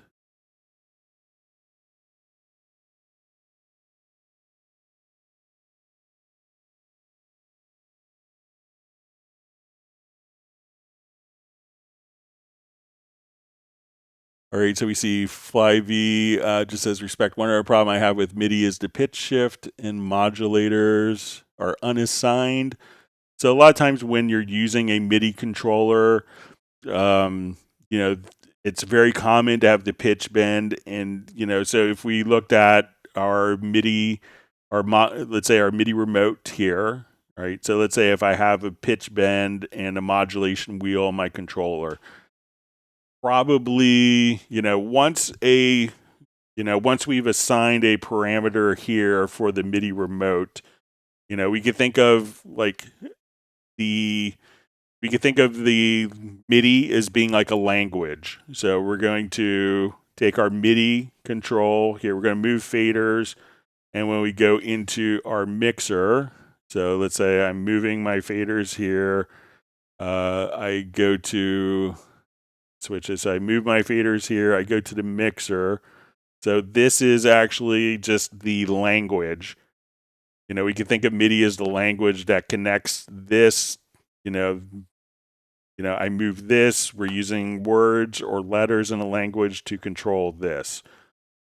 Now, a lot of times when we have pitch bend information, the pitch bend information is really going to be used primarily for pitch bending MIDI instruments. The modulation wheel is going to be used primarily for the modulation of changing sound. So if you want to, do a swell in strings or bring in like the Leslie amplifier on an organ sound, you could use the modulation wheel to modulate or change the sound. So usually by default, those won't be assigned in MIDI control because people use those predominantly to play for like musical performances on the instrument. So they're really well suited for that. If those devices are assigned in the MIDI remote when you want to do a pitch bend on an instrument track, you'd have to, once it's assigned here, that language is being used for the MIDI as the language is being used to translate from the control to functions in the program. So I come here, this is the MIDI. So if we had the pitch bend wheel and modulation, which probably 99% of the times are going to be used for the individual sounds to make it more expressive, we don't want to use those messages as, we want to use those MIDI messages not for remote control, but for, playing different sounds. So that's why the MIDI and pitch bend, often on different control surfaces, are going to be left unassigned in the MIDI remote because you would use those to change the sounds in real time on the instrument itself.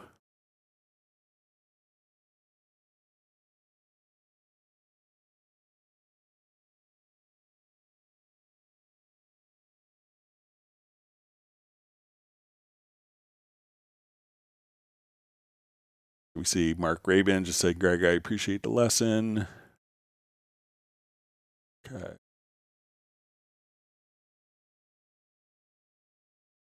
Michael Team says he has 9 keyboards running, too many voices to remember. Yeah, I think I was like really happiest probably when I had just a single Proteus. I just used that to get all my sounds done. Didn't have as many choices.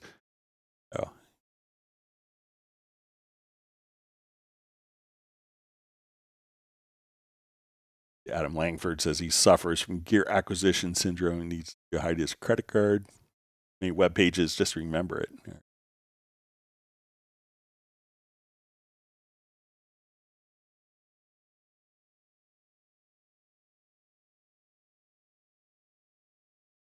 All right, so we see, can you please explain how to take piano roll data inside of Easy Drummer's internal drum grid editor? Because I'm not having all the snare samples if I program by Cubase's piano roll or drum editor. So I don't have an Easy Drummer license. My guess is if we come over to, I'll just open up like a Groove Agent, which is similar in concept. So let's say if I come over here, like I could just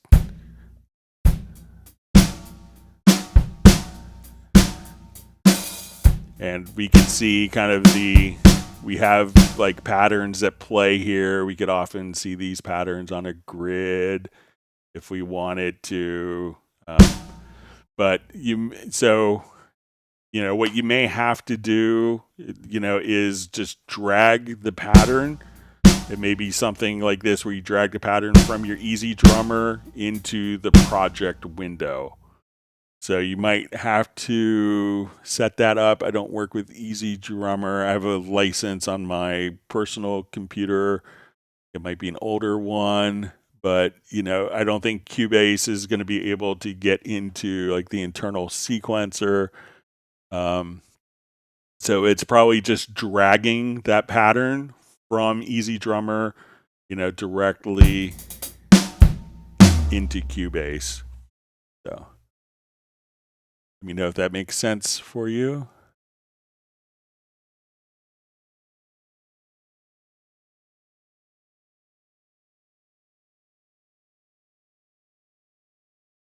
Okay, so we see from Mark Rabin, just says, okay, last question on latency. I track guitar, sing, and record Groove Agent 6, all with latency compensation button on. The in1, in2, pass-through inserts, comps on the way in. Then drums seem late. Is it me? So it could be you, but so all of the all of the particular backing tracks will have kind of the full latency compensation. But when you're doing when you have the latency compensation on, that doesn't affect backing tracks, but that's only going to affect the tracks that are being recorded. So, and that's what ASIO Guard will allow you to do. So when we turn off particular tracks, if that track isn't selected or being monitored or armed for recording, you don't get any benefit of that. That's going to be for the tracks that are, actively monitored or being recorded. But if you want to send me a picture or again, I'd be happy to do a quick remote thing with you if you're having problems over Zoom. We see Rick at Bratman Studio. Great to see you on. Says having a hard time realizing it's Friday already. Good.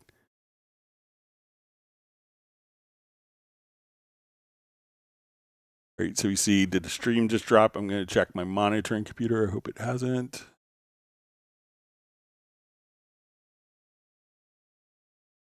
Seems like it's okay.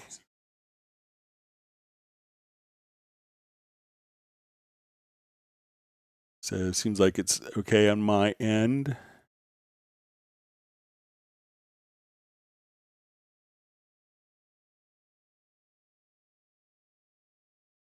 Okay, so we see Tim K joining from Zeist in the Netherlands. His cat buddy is waving a paw hello to my cat Steven and other pets that are nearby. You don't have to apologize about being late.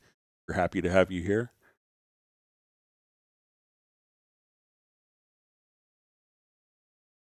All right, so we see John Barry says, brilliant, thanks for your scroll a long way down. Pitch bend is in the list too, and I'm using Anima, and there are options for wavetable as well. Note expression list, cool.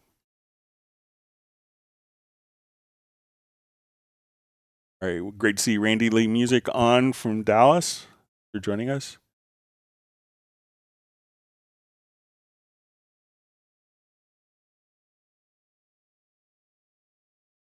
Right, so we see FlyV just says now the MIDI activity has stopped. Right, so see, as you mentioned, the stream is laggy.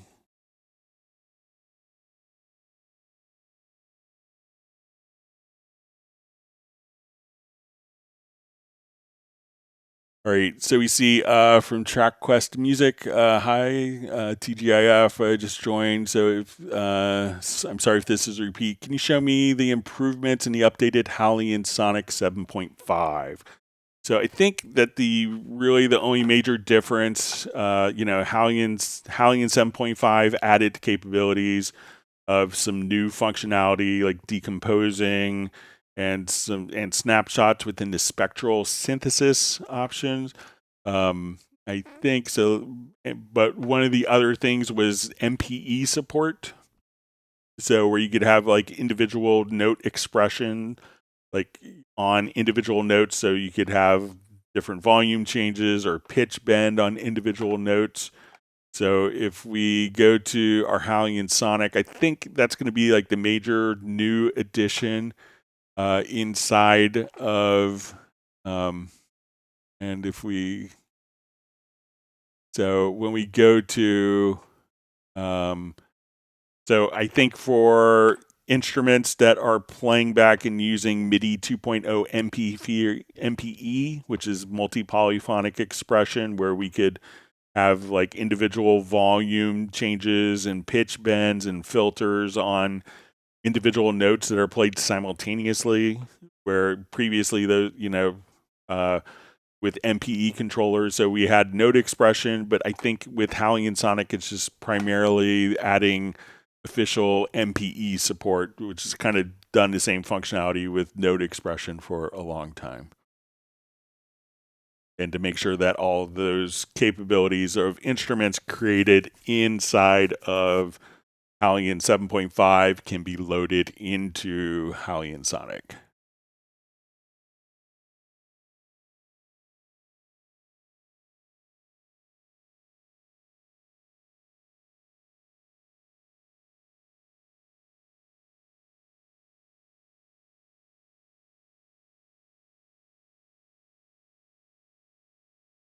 Right, so we see Michael Teams just says, all right, great description of the Q setup. Thanks, Greg. Adam Langford says he has having good image quality on the stream. So usually I get kind of like a little message saying that there's potential dropouts, but I haven't seen any. I'm kind of monitoring it on my own computer as well. But let me know if it continues to misbehave, but everything is as expected. Yeah, so my wired connection.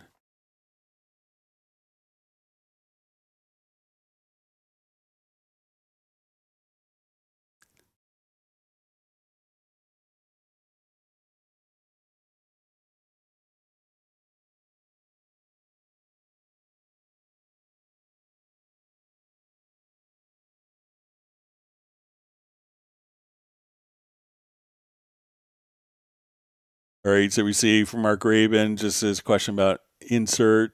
It's not insert, it's direct routing. So let me just check something on direct routing here. I'll add a couple groups.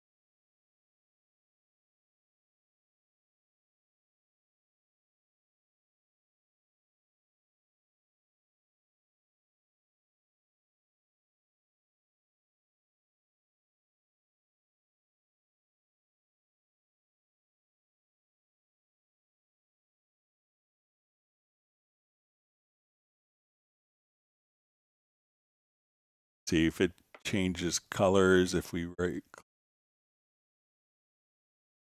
Yeah, so I think, I think that, that is, it could also be one thing with direct routing to be aware of. If you go to your direct routing make sure that the summing mode is turned on. And then, so it could be, if it's not on, you'd have only one active. So, but I think that's kind of the fixed color, but as we showed in the preferences earlier, that alt color could be changed.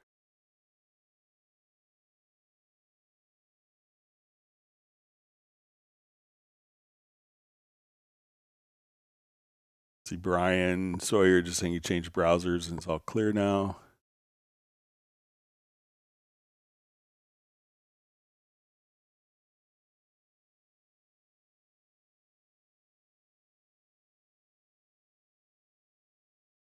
Okay, so John Barry just passing on some advice to Vince. Says he has a Keylab Mark II. Check, do not have the Keylab DAW in studio/studio setup MIDI port connected. Check for all MIDI inputs. That might help. Great. Adam Langford says like button mashed on 2 browsers. Is that cheating? I don't think so. But make sure sometimes if you hit it twice, it deactivates your like.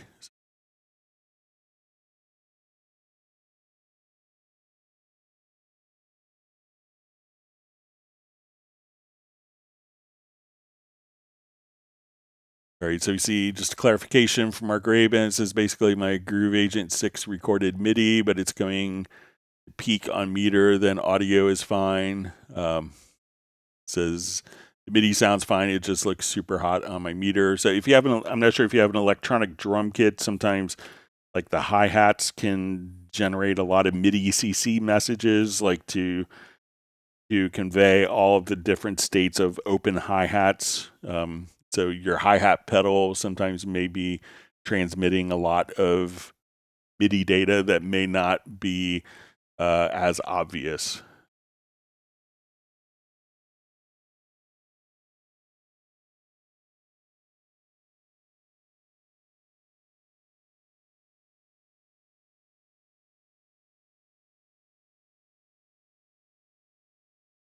All right, so we see from Bratman Studio, says, hey, Greg, could you please show the main updates from Halligan 7 to 7.5? And did they add data things like quicker load times or new sounds, etc.? So I don't think there's any new libraries added. So again, there's going to be like the MPE support, as we mentioned.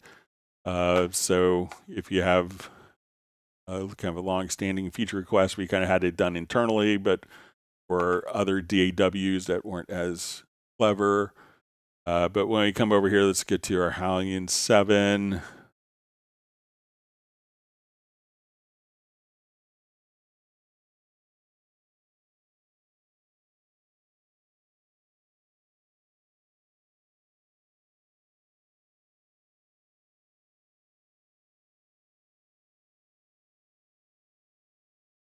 All right, so I'll just start off advanced.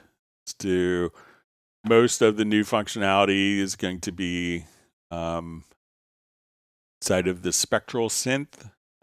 We could also, the media bay was updated so that we could just browse through all of your samples as well. So let's say if I want to come over, let's get to preview a sound here.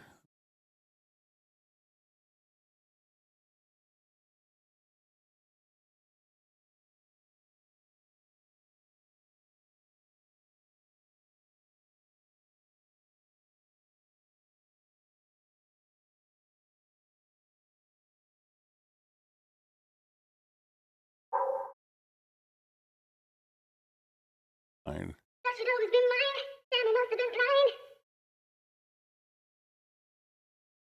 Can deal with all this pain, yeah. All right, so I'm gonna go over here. I'm gonna take that sound and let's come over here and drop that sound in. All right, so now if I want to come over here. Can deal with all this pain, yeah. All right, so we could trigger it. All right, now where it gets like really interesting is when we kind of break this apart. So let's adjust our speed. Adjust my controller. Can deal with all this pain. So let's start with this as our sound. So I'll just come over here to, let's say, your speed. Deal with all this pain. Let's change our direction.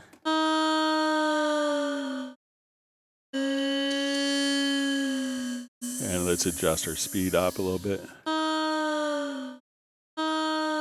Right now, let's make kind of like an atmospheric pad from this vocal sample. So let's come over to our effects, and we could.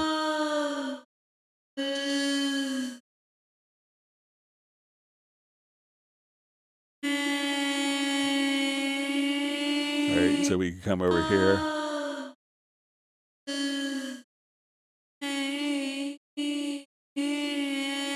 And we could choose. Now we could also come over here, take snapshots. We could have this kind of done periodically, random, or manual. So if we want to just come over here and say, okay, let's just go periodic, and we could adjust our time.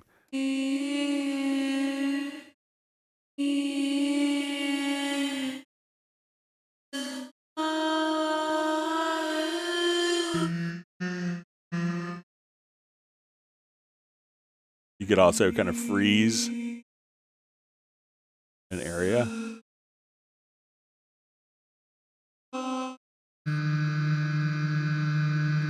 And let's go and do like a multi.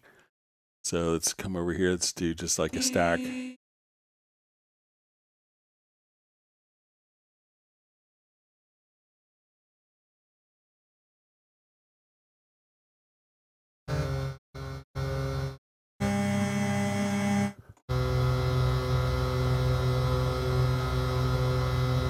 And again, you could just kind of.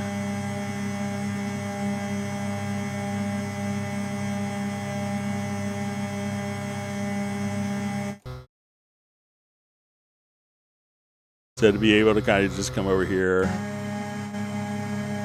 and take different, start with a vocal file and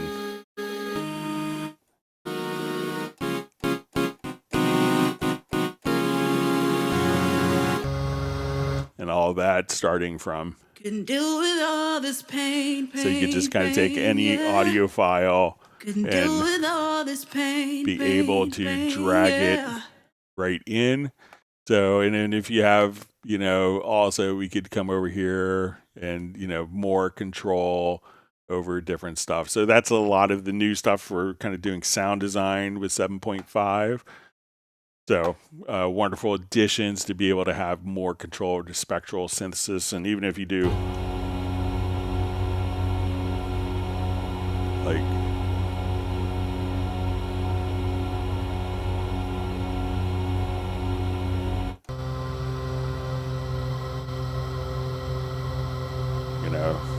that's all from one particular vocal sample.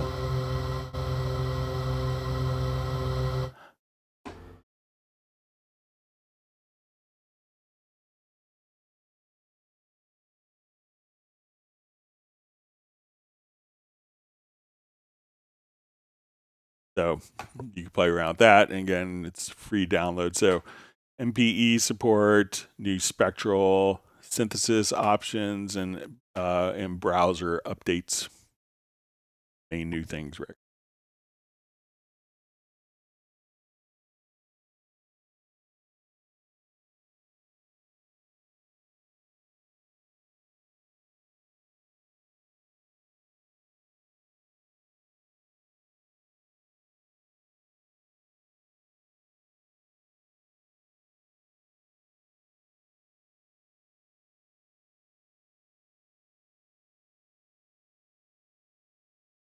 Comments here.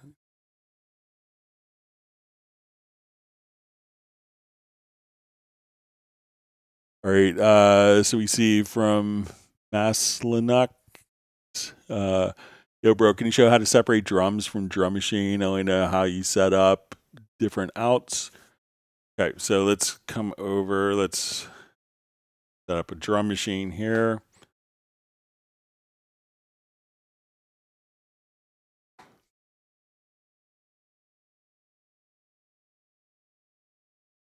Okay, so let's.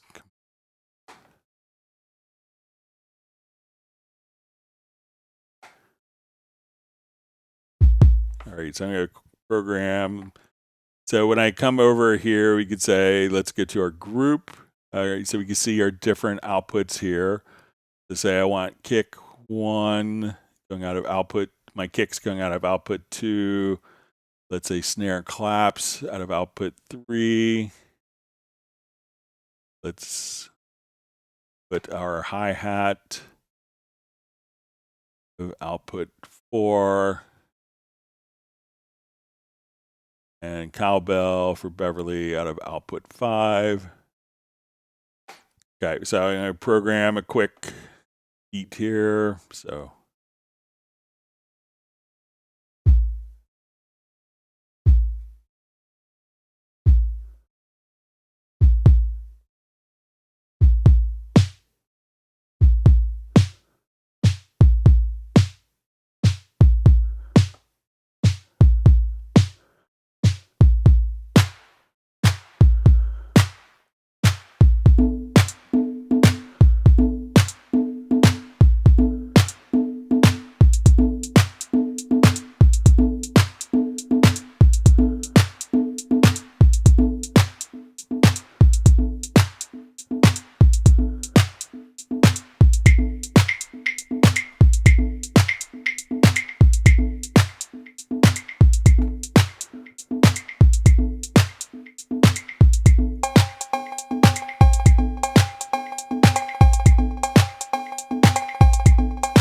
all right, so when we come over here, you can see that we have these broken down.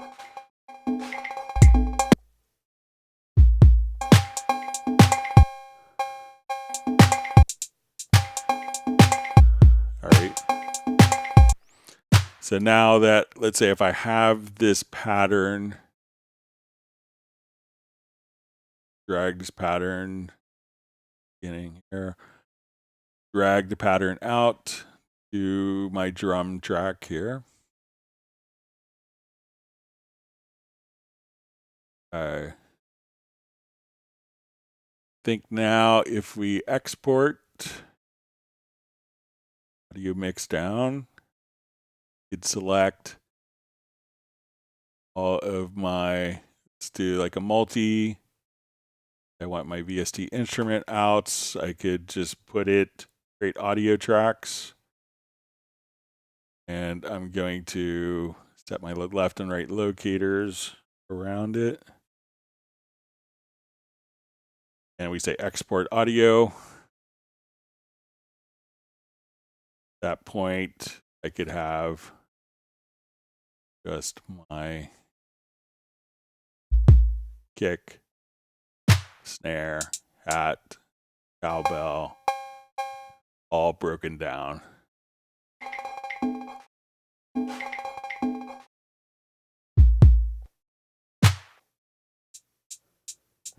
So again, just go to export audio mix down. Select multiple, and it says after export, you could just create audio tracks. Then your individual drum machine tracks can all be heard like that.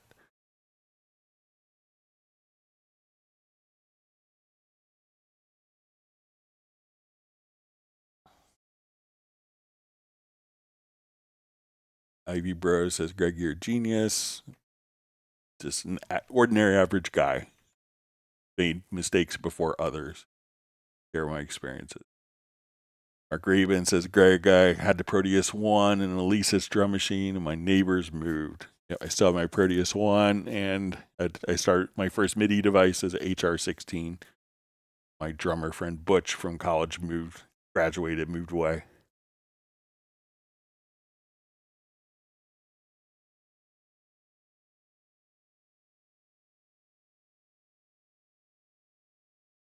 All right, this Ninja Scared says, for some reason, the C key on my MIDI keyboard and the last octave isn't working, but when I hit my transport, the key works. Not sure if I'm making sense. It doesn't matter what VST I plug in, the C6 key. So check to make sure. Often when we do this, it's that as we were discussing previously, like when you assign a MIDI remote device, then that cuts off the MIDI going to instruments. Like we were discussing how it's probably not a good idea to assign the pitch bend and modulation wheel as a MIDI remote, because you probably want those for the instruments. So same concept with the keys. So I bet that the key has been assigned somewhere. If you haven't assigned it in the MIDI remote, make sure you go to like a generic remote and see if you see like the MIDI mapping here. So, because what I could do is, let's say I have this going into my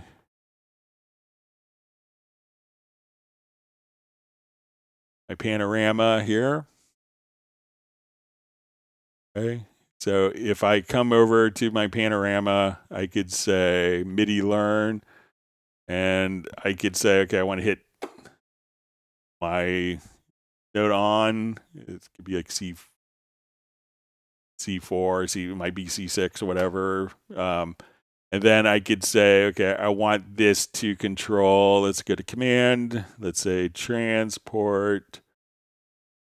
And I want this to be start, stop.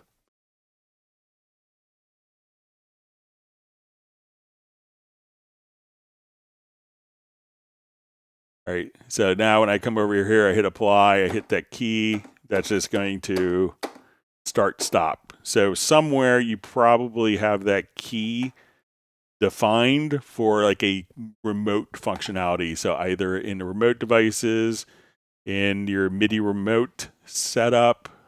So if you look over here, but it's probably, or like a generic remote.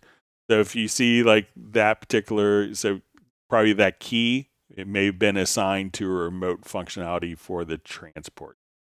So it could be like in a Mackie control, it could be in a generic remote, it could be in a MIDI remote device. So any number, any of those things, look for like where the MIDI is being mapped to, and that will probably fix it. And that way your C6 key goes from kind of being intercepted in a way to do remote control functions to being able to pass the MIDI to a virtual instrument.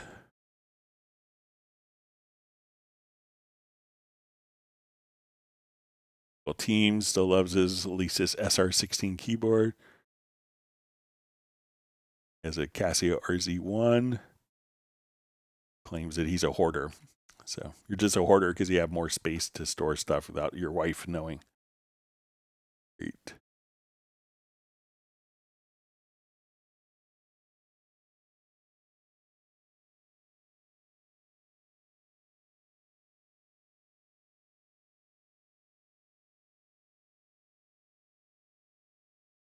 Yeah, so Mark Raven saying it's weird because all the direct routing colors are just like yours, but a couple are blue, like insert active blue. I'll screenshot and email. Yeah, so yeah, please screenshot and email, but let me just check something here. I'll add a track, add a couple audio tracks.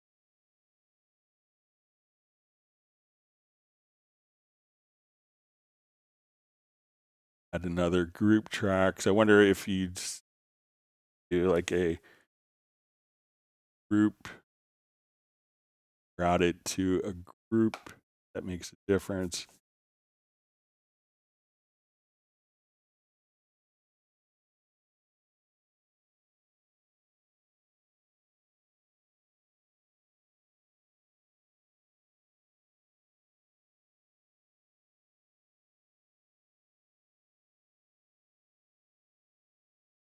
Yeah, please send a screenshot to clubcubase at steinberg.de. Be happy to take a look at it for you.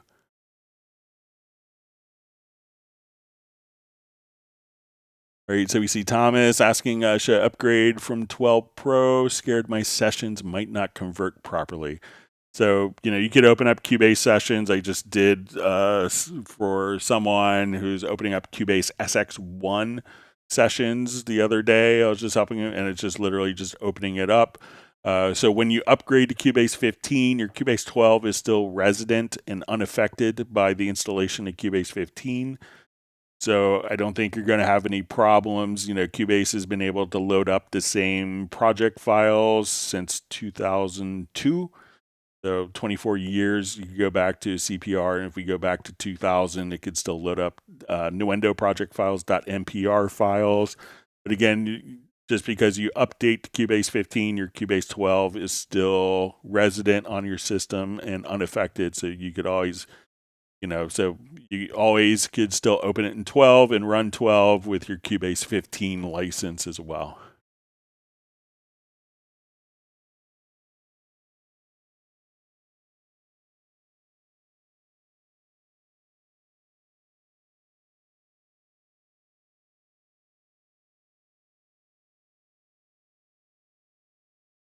All right, so we see how to custom map CC in Nano Control. This is from VI Punk or Vipun Kumarana.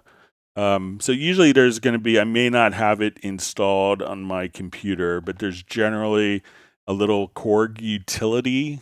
And then if you're not going to run it, so if you wanted to like spit out specific MIDI CCs, let's come over here to applications. I don't know if I have the Korg, but there's like a little Korg editor, and within the Korg editor, you could reassign like what MIDI CC is being transmitted by the knobs, faders, and MIDI note messages for the buttons. So I don't have it installed. I'll try to make a note to install it for Tuesday's live stream, but just a quick heads up. So there is a little Korg utility software, like an editor for the Nano Control, where you could reassign MIDI CCs if that's what you want.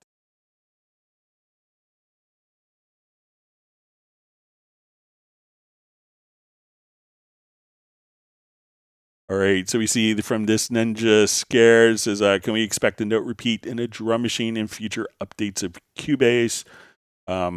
So we generally don't really talk about new features until they are released. So, we'll have to wait until the next version is released. So, sorry, just if I knew the answer, I might be under a non-disclosure agreement. All right, this Ninja Scare says, can we get in-depth tutorial of Hallian and how to become beasts on it? So I would always recommend, we'll show this, get to YouTube, get a one man and his songs, Hallian tutorial. And just look for videos.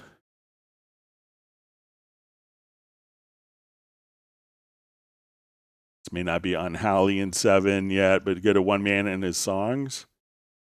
I think he does a wonderful job with his, probably if you go to your playlist, and does a great Cubase video, but there's kind of a whole Hallian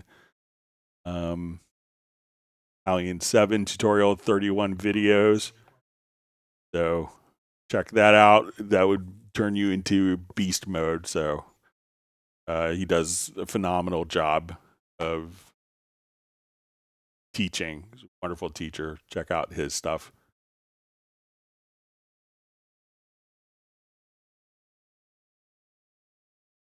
As you probably just posted the same link I did.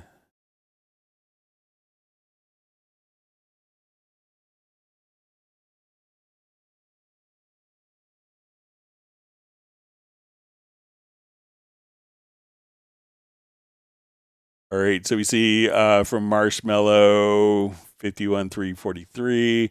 Hey Greg, how can I do a mashup of a song? The original track MP3 should be in the project tempo, i.e. 124 beats per minute, so I could add samples from Cubase's library also in the project tempo. So let's go ahead. I'll just import a quick song. This may not be like the appropriate, but something I could play, copy. So it may not be the appropriate genre, but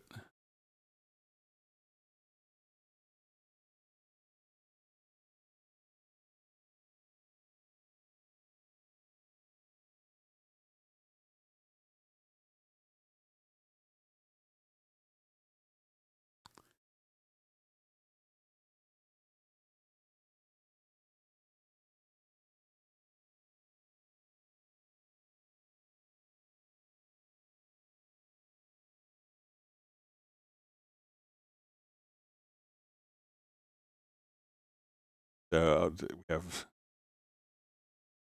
row here. Some.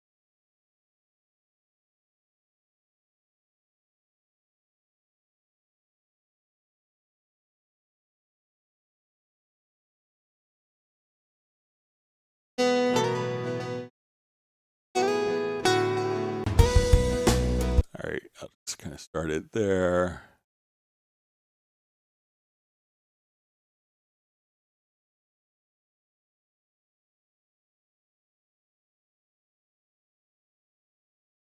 All right, so let's say our song.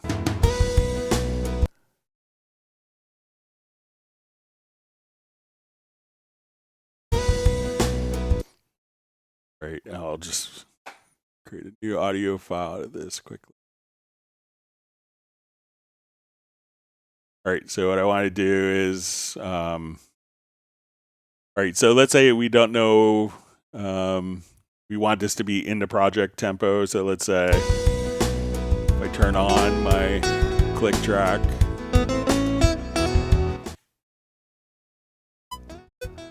that this isn't matching the click track.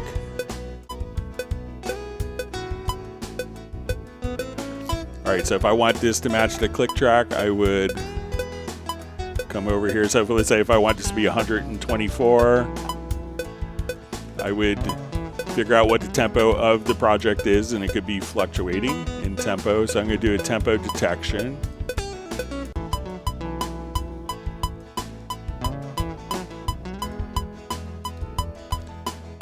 Okay, so all right, so what I want to do now is say, okay, we're in 4/4 time. So we've now determined our tempo.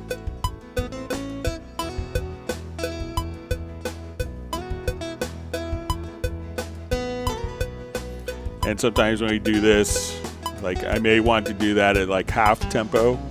So let's say I'll just come here, let's go again to project to tempo track. I'll say divide by 2.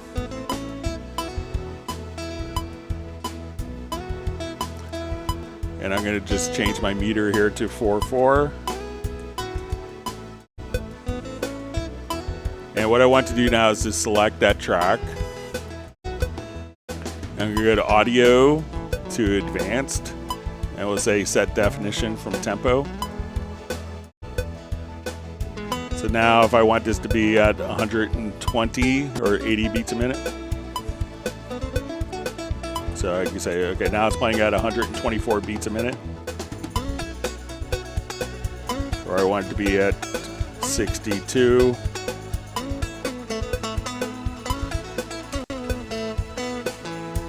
Or whatever tempo you want. Now it's going to automatically follow the steady tempo. So if I wanted to add other elements,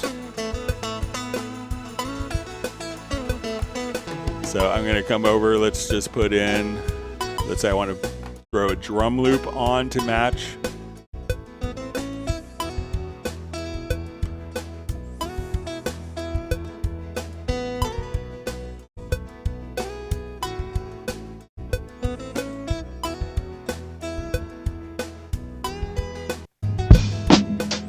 Now I can click on this little icon here, and that would play the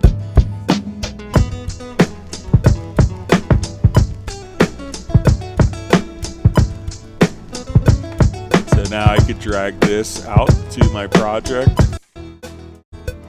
and since I had that musical note turned on, I could just come right over here, drag this out, and that's going to be in time with the project. So, but this will automatically follow whatever. Once we do select it and go to the audio to advanced to set definition from tempo, then this will follow whatever tempo changes you have. So even if I want to take the original tempo here, I'll go back to the original tempo. Now I want both beats to kind of speed up. I can go to my tempo map here.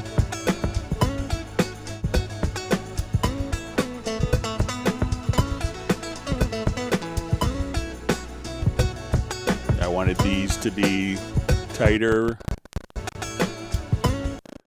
with less variation.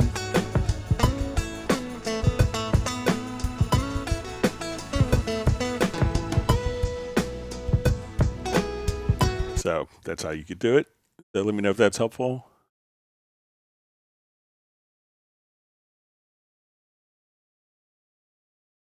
All right, we see DJ Henke on. Better late than never. Great to see you. Glad you're able to join us.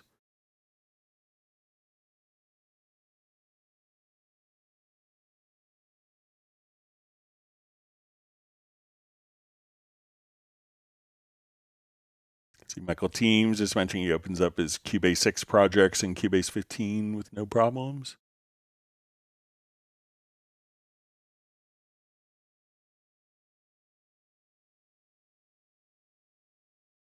So Thomas says, what are the requirements for a student discount? I study theology, not musical related. So I don't think you have to be a music major, but let's take a quick look.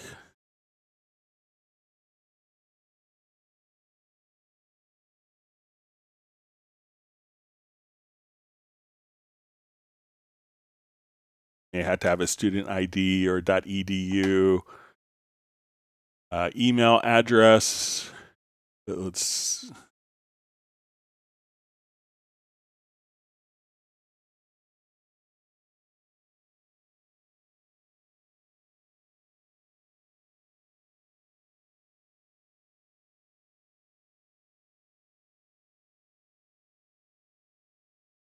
see if there's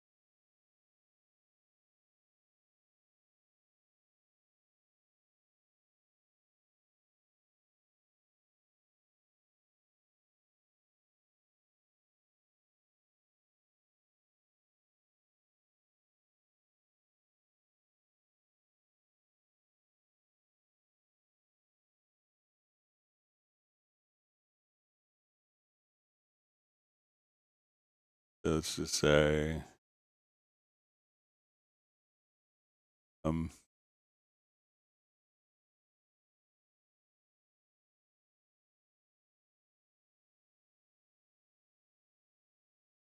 see if I think if we go here, we might see education.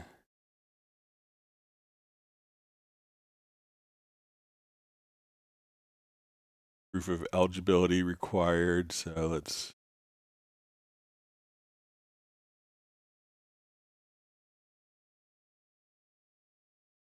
So here you'll see to begin the verification process. So you just here you'll see this upload proof. So I think if you have, it might be a student ID or maybe a .edu, but you kind of go through this process to see if you're verified to. But I don't think you have to be a music major. You know, if you're in studying business or theology or dance, that as long as you're a student, that you're good. And I think also for teachers as well.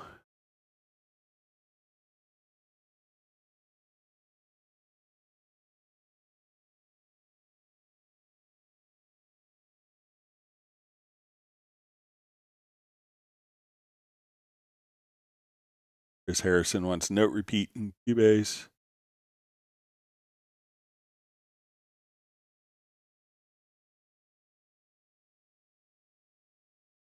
Right, so Chris Harrison says, what was the set definition from tempo? So that would allow you to take audio that has varying tempo. So again, you get audio to advanced set definition from tempo. That allows you to do audio that has varying tempo.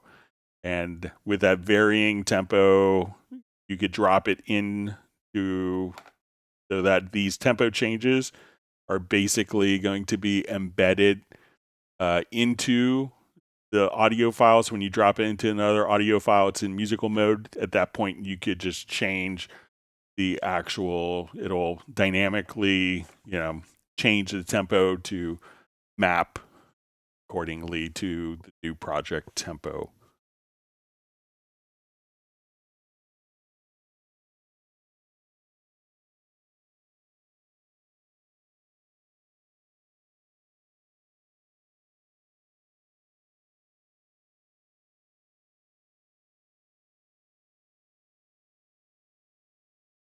Okay.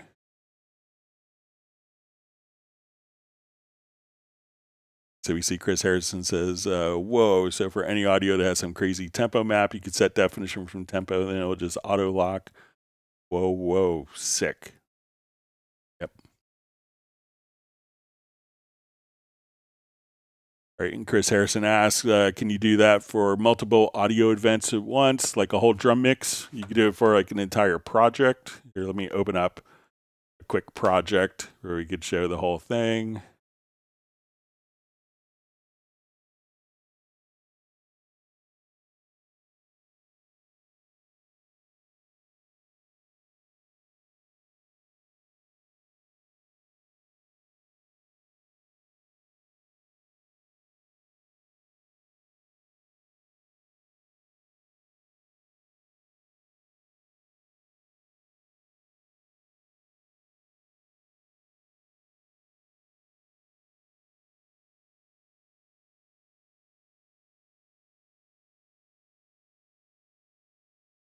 Okay, so I'll just.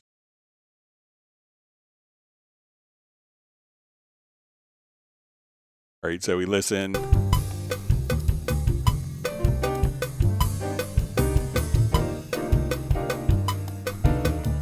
right, so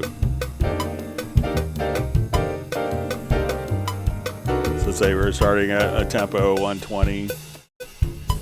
There, let me just.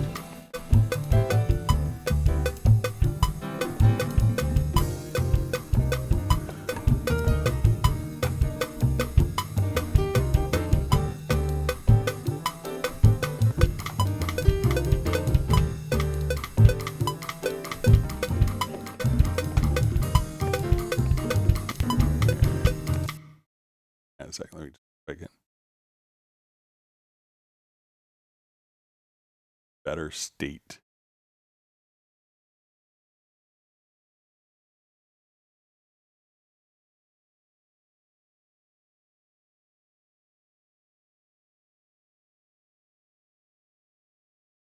Okay, so let's say.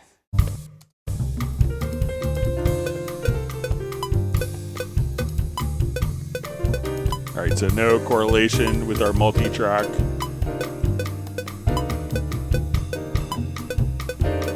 And the audio. So I'm going to select, let's say, our overheads. And do the tempo detection based on our drum overheads.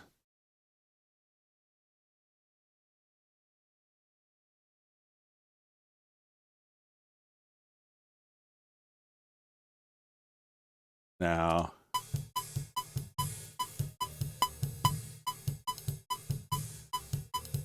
right, so I'm going to move my time signature track up to the top. And I'll move my tempo track. So let's say we like this tempo map.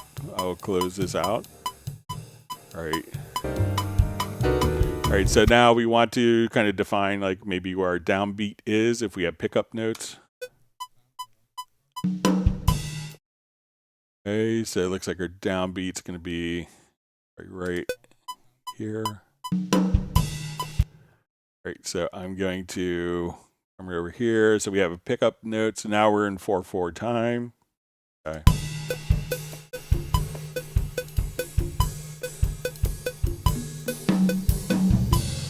All right, so what I want to do now is I'm going to select all of the audio files. And again, we will come over to advanced and say set definition from tempo. So that's taking all these tempo values that we see.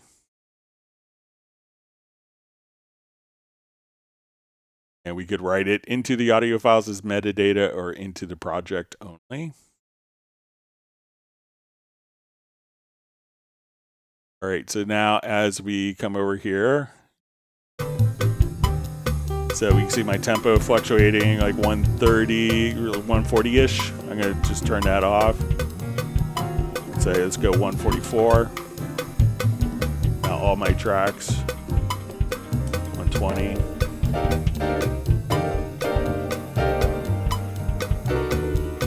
166.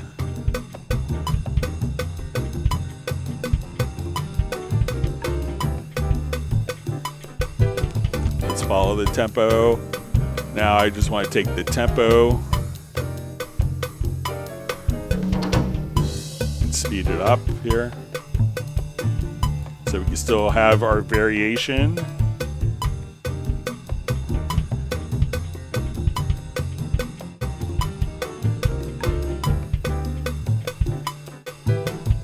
And we can just have that speed up.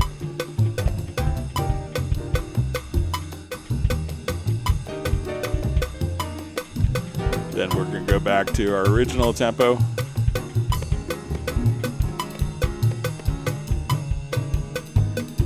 So you could do it on a single track or multi-track, whatever you prefer to do it on, whatever the situation calls for.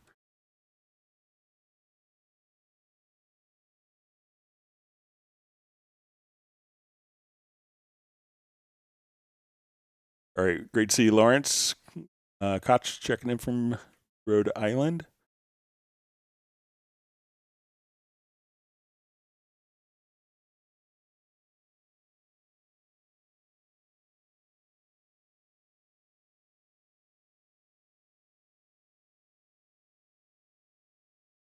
Okay.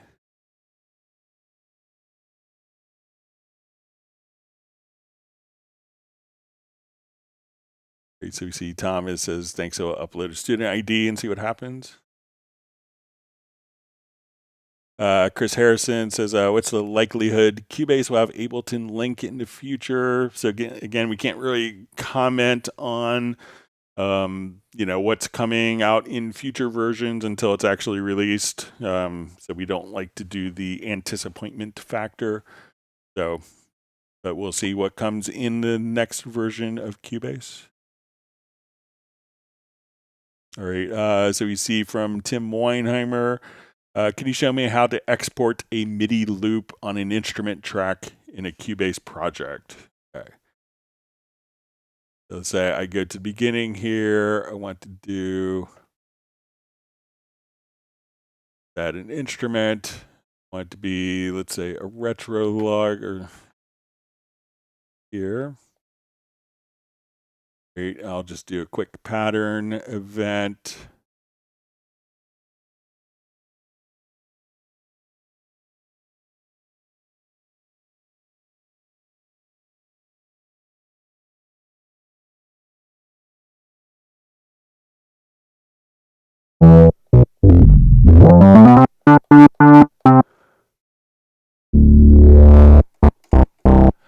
All right, so now I will just make a quick random pattern here. Melodic, and all right, so now we place back. All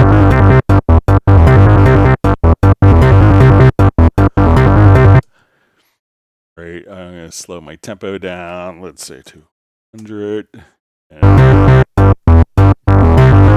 All right, so I'm going to drag this event over. Okay, I'm going to convert all these to MIDI event.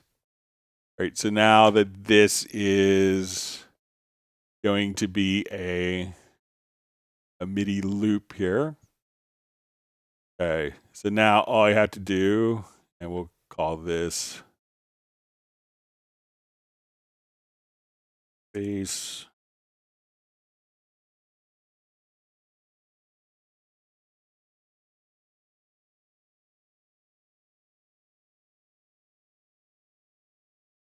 Great. Okay, so we have that. So now that this is being routed to an instrument track, so a MIDI loop, what makes it unique is the MIDI loop itself is recalls the MIDI information plus the sound. So we'll come over here. We can see that we're in Aquabase and we moved the cutoff up on the filter. So now that I have that selected, let's export a MIDI loop.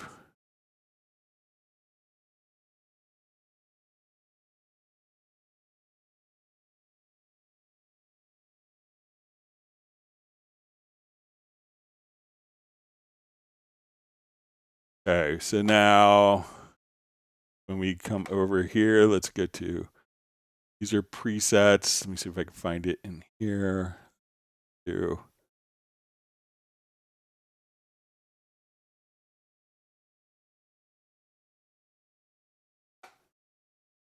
Come over, let's search for it. Media Bay here, user content, MIDI loops.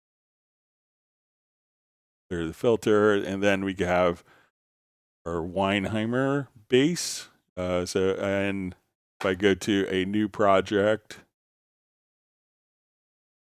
create an empty project. Great, so here's my Weinheimer bass. I drag that MIDI loop over, load up the instrument, and we go to look at it. So this way, all of the settings are recalled with the MIDI information.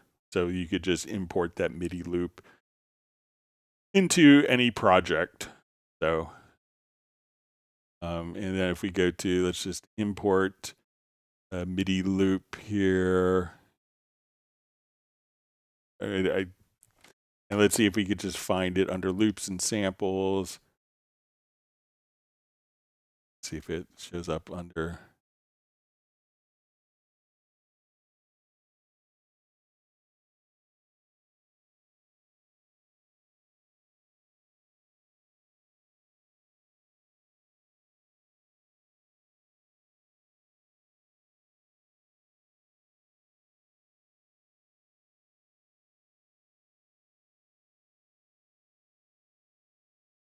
All right, let's say if we come over here and we go to user content and we see MIDI loops here, then you could just drag that out from the right zone media bay as well. So once you go to your file browser, you can see your MIDI loops show up right there.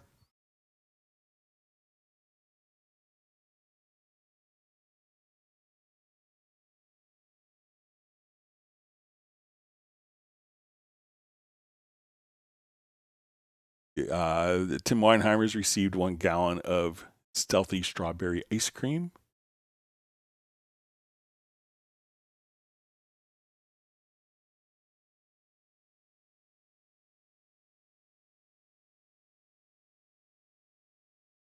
All right, so we see from Chris Harrison says, Greg, it's Kip Williams on drums. I went to VCU and played with him back in the day. Small world. Yeah, so I got that project from my friend Carlos Chafin, who until recently he just sold In Your Ear Studios on Broad Street. So, and he was on faculty at VCU for many years as well, kind of doing their audio recording components at the school. So Carlos is an incredibly talented person. So yeah, always liked that track.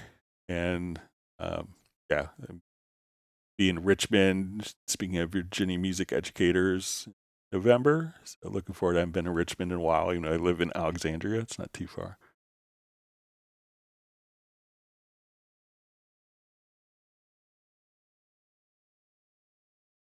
But yeah, small world.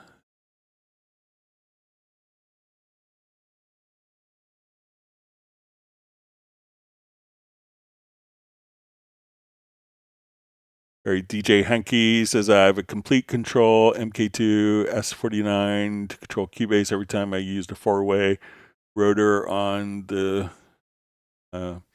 complete control to change track. It messes with Hallion 7 and changes the value of the XY fader on every channel in Hallion. When Hallion is on that track control.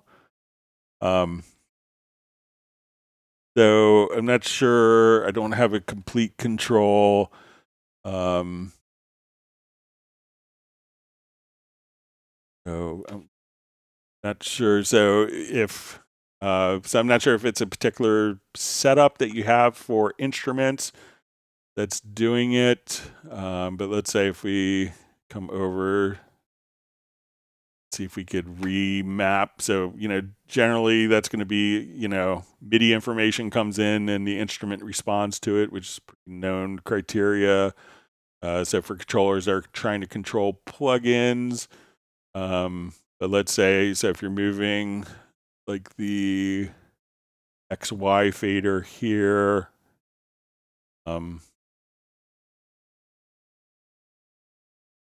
let's see if we go to, it kind of seems like an issue. So I'm not sure like what MIDI messages it is receiving, but we're here to,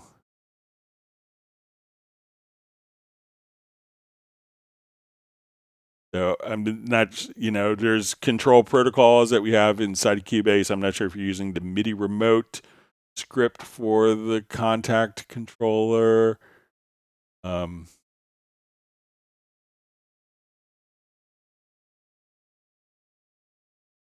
Or if you could let me know, kind of just out of curiosity, like if you you come here into the track, and as you adjust it, and you get to MIDI inserts, you could see what MIDI message it's transmitting when you adjust that encoder. But if you go to the MIDI monitor, you should be able to move like the parameter and see what controller it's actually spitting out. And maybe there's a function inside of the complete control to change that. Let me just see if there's a way to reassign default mappings inside, adjusting that.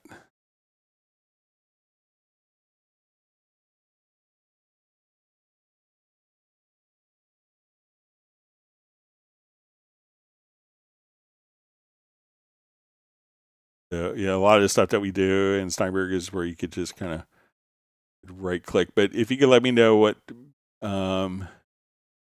maybe if you go to the parameter list here, you can see you see a parameter list here. You could maybe, so I'm not sure if that's transmitting like a MIDI quick control, but you could see kind of what parameter is being adjusted here, and maybe you could reassign that table. So let's say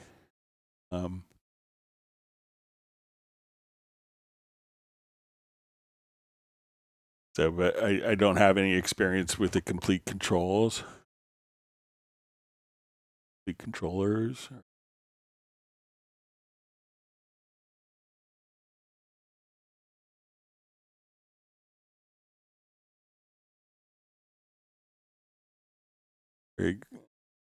Graham Witcher is on. Thanks for joining us from Oxford.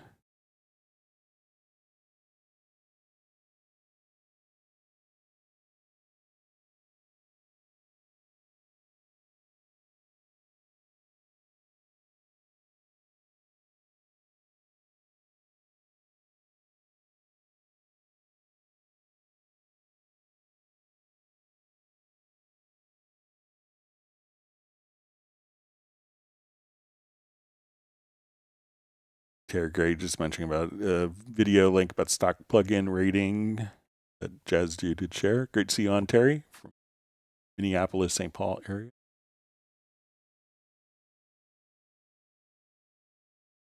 Right, so we see Tim Weinheimer says, thanks, Greg. I was looking for the MIDI export in the wrong place. Yeah, but make sure that you have, you may not see the MIDI export become visible until there's a event on an instrument track that is selected. So like, why is it grayed out? Make sure that it is selected. All right, wonderful to see Peter joining from Montreal.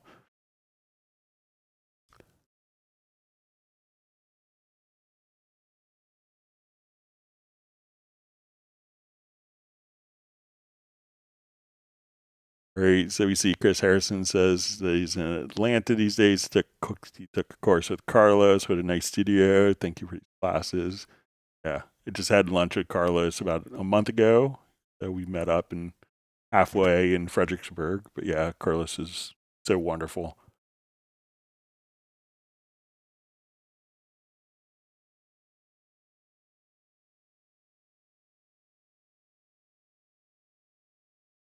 All right, so we see DJ Henke just mentions now that the XY fader and Hallian is assigned to general purpose 1 and 2. Maybe Complete Control uses the same MIDI CC, something like that. All right, Mark Raven just wanted to take a second and say to thank everyone for your patience with his questions. It's appreciated. So you could ask, that's why we do these, so that people could get their questions answered, Mark. So we appreciate having you and Stella on, and we'll give a second big woof to Mark Raven's dog, Stella.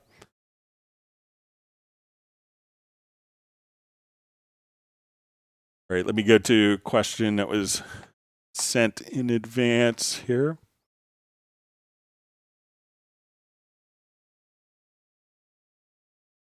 All right, so we had a question on how to do VariSpeed playback of audio. So if you wanted to change like your audio performance to kind of mimic an analog tape deck so that when you slow down the tape speed, the pitch changes accordingly. So let's go ahead and take a look at it. Great, so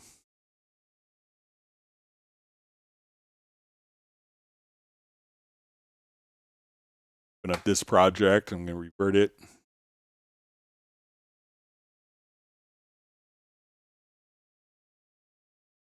Okay, so let's say, we can do a number of things to kind of mimic behavior of analog tape machines. So let's say I want to come over here. We're listening to this project. So one of the great things that people would do in the old days, and for those of us that had to, learn, like play along and learn songs from recordings, sometimes, you're like, oh, this isn't tuned right. You tune your instrument. And then the old days, what we would do if we had turntables is you could adjust the turntable speed to match the instrument, or you could tune the instrument if it wasn't directly in pitch. So sometimes, producers and engineers and artists would, maybe record at a slightly slower tempo and then kind of speed up and give it a little more energy. So it's kind of a classic, George Martin with the Beatles used it to get specific different types of tone. So if you listen to a lot, like the piano solo on In My Life, from, I guess it was on Rubber Soul, I think, the piano solo is played at half speed and then they sped it up, and then, it gives it a very kind of unique sound.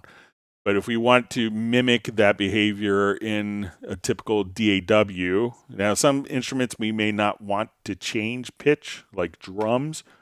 So let's say I want to take this, I want to take all of my different parts here, and you saw earlier how we could change the tempo, but I want to now be able to change the tempo and the pitch simultaneously. So I'm going to put this into what we call Elastic, and we put it into tape mode. So once we're in tape mode, all we have to do is adjust our tempo down. So I could come right over here, and as I adjust my tempo, we slow down. We can hear the pitch of the audio change. So if I speed up, so if we go up 20%. Now let's say I don't want the drums to change pitch, but I want the other elements to change pitch. So one of the things I could do is say, okay, I want to take my drum tracks and let's set these to our normal elastic time. So now when I change the pitch, the drums don't change.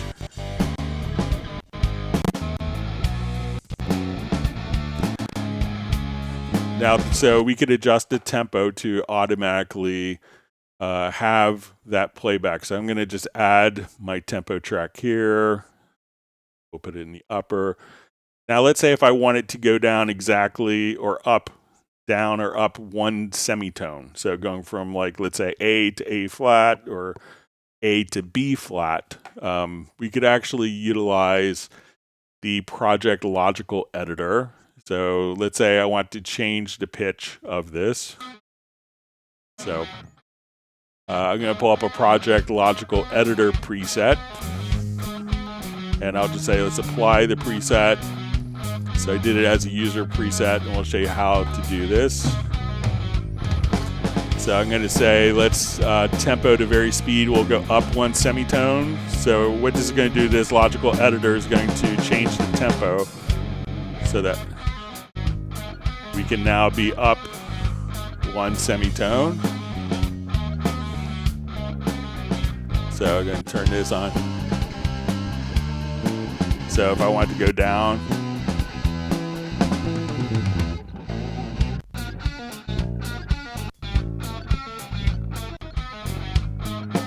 so I could again just come here, apply this preset, and go down exactly one semitone, or up one semitone. Now we'll show you the preset, because basically what it is, it's just kind of a mathematical formula of changing the ratio of the tempo to the ratio of the pitch. So we will come over to the project logical editor, set it up. So we'll say, under my user presets, we'll say we want to go up one semitone. So what we're going to do is say we're going to transform our tempo to, and we're going to multiply it by 1.0594. So as we do this, that would take the tempo, increase it so that the pitch of the audio goes up one semitone. And if we wanted to go down a semitone, we would just say we want to take our tempo, trim, multiply by 0.9439. So now as I do that,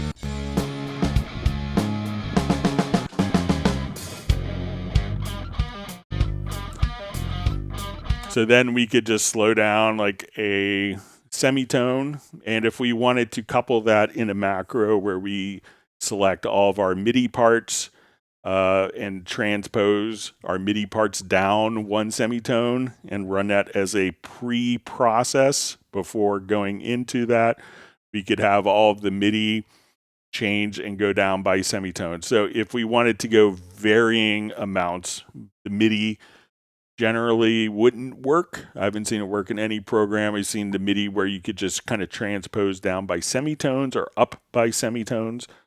But if you go in between, generally the MIDI pitch bend would be could be different amounts for each instrument. So it's not going to be kind of a common factor. But if all of the pitch bend range was kind of set accordingly, we could adjust that. But generally MIDI isn't going to stretch, change pitch just by slowing down a tempo in the same way.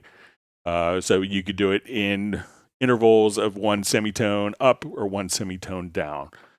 So again, just to do this, we want to take all the audio that we want to change pitch. So in this case, I may not want the drums to change pitch. And then we want to put that into, we're going to select those events. And when we go to the algorithm, we are going to, again, just come right over here, say, well, let's take these particular events, select them, and put it into tape. So that way, as we change the tempo, the pitch changes accordingly. And then use that coupled with the Project Logical Editor presets. And I'll show these formulas again. So if we want to come over here, let's go to our setup. So to go down one semitone, you can multiply by 0.9439. To go up one semitone, you could multiply the tempo by 1.0594. And then you could experiment with different playback and VariSpeed options where as you slow the tempo down, so does the pitch of the event. Great, let me jump back, see if we have more live questions that have come in.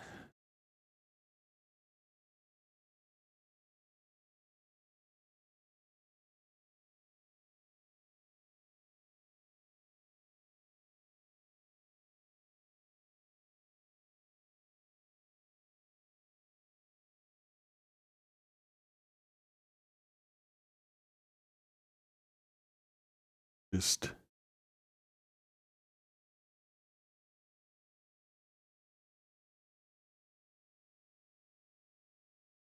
great. Ravens is mentioning that Stella's dog got a chicken pot pie without the pot. Great. So we have Val joining from the backstage toilet in Vienna. It's dedication to the live stream.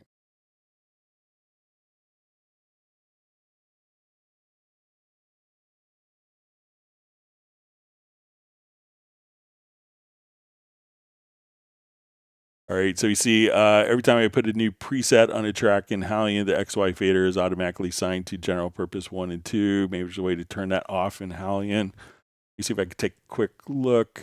It might be under that general assignments.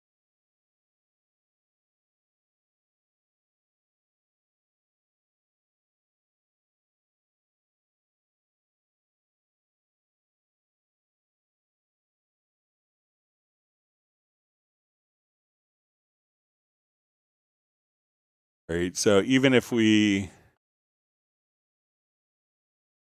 come over to the remote control editor,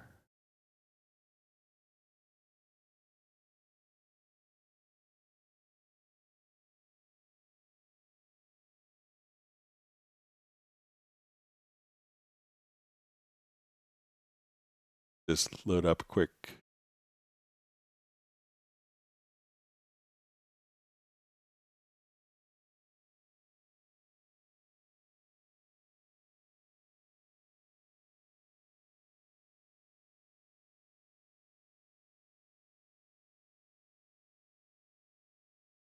Right, so again, I think if you come over here to the parameters list, let's see if we could.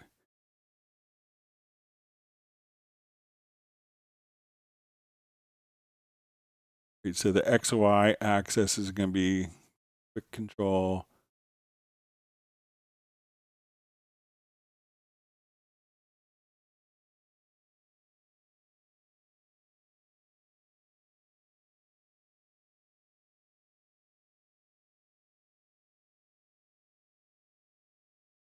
So see if you come here and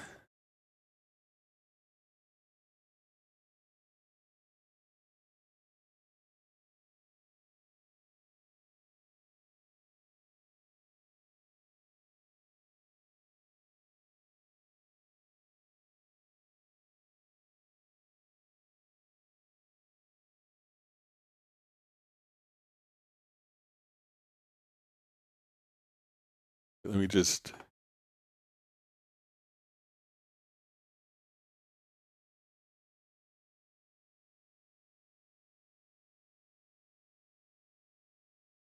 All right, so if we click on the plus sign and we go to the MIDI control editor, you probably just come over here and try, it's going to be general purpose 1 and 2, so we have the cutoff and resonance.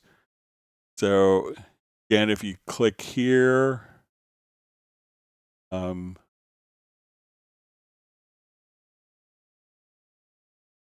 let's say if we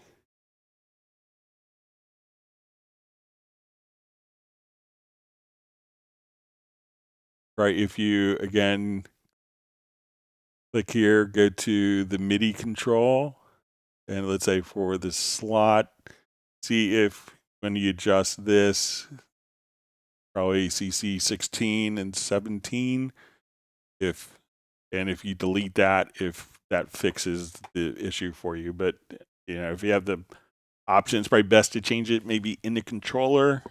You have the option to.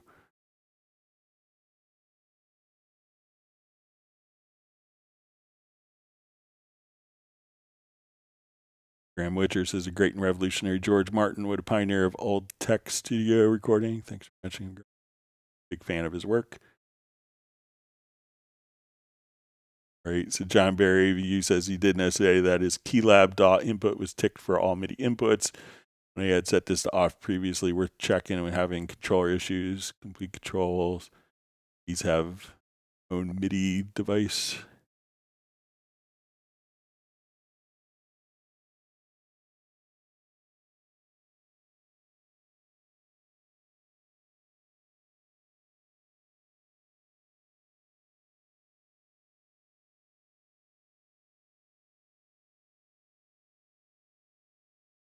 Your comments here.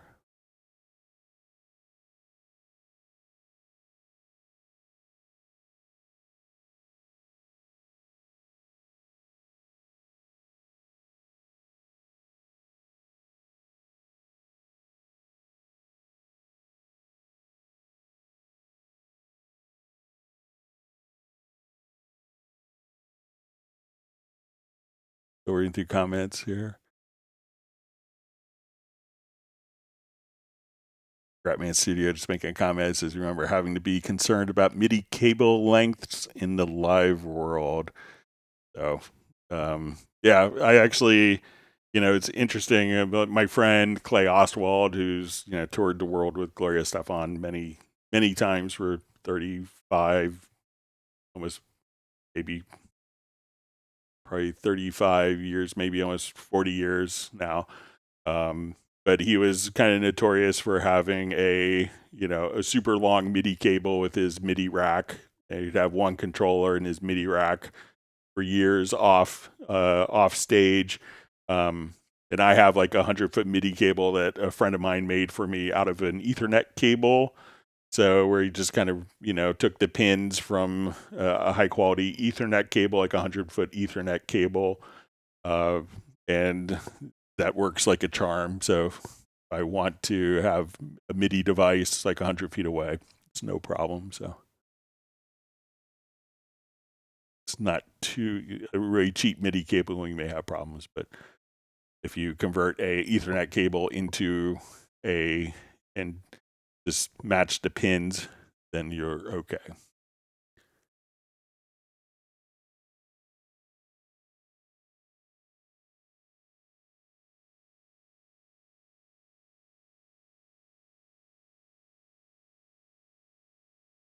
All right. So we see, hi, Greg. Is there a quick way to skip from word to word when entering lyrics in omnivocal? And can you please remind me how multi-syllable words are spread across several notes? All right, let's take a look.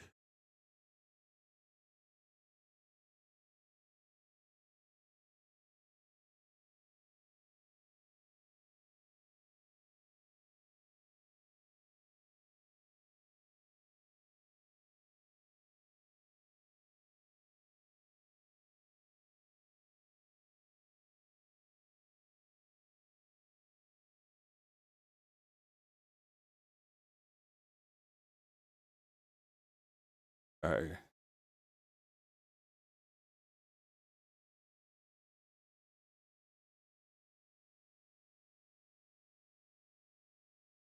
How are you?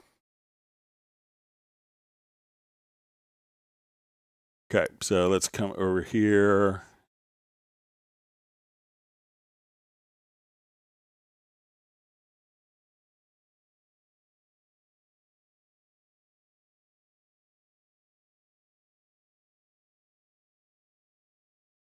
Okay, so let's say we have omnivocal here, part of Cubase. So let's come over. How are you? So let's say we want to all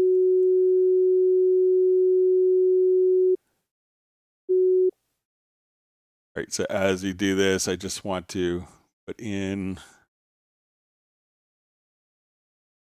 say I'll split this note. So I'm going to come over here. Let's say I put in today and I put a hyphen at the end. How are you today? So if you put kind of a hyphen at the end, that will automatically spread the notes across. So let's say, so just come over here, and when you select, you could just kind of do, I think it's called a melisma, say today with a dash, and then it will automatically just kind of split that particular note.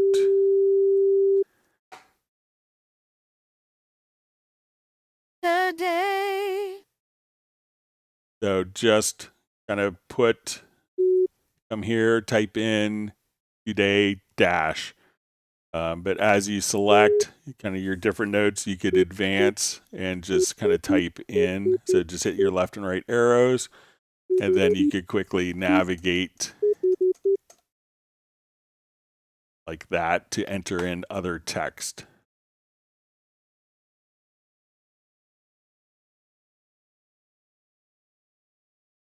Great. See, Uno Momento is having 20 degrees Celsius in Finland, which is pretty typical.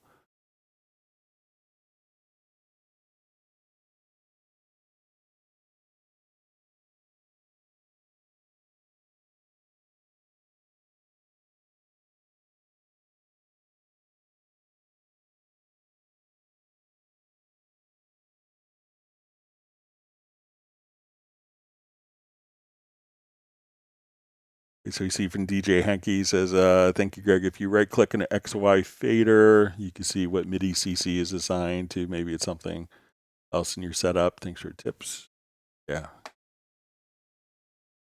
Great.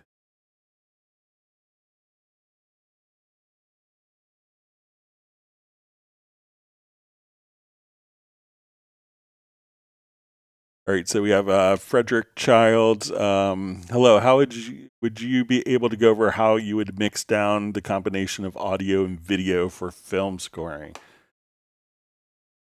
Okay.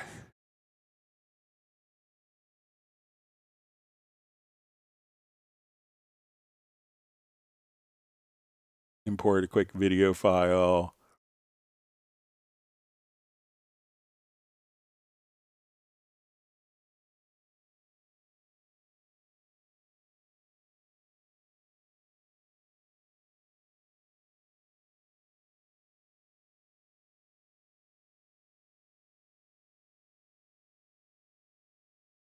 All right, so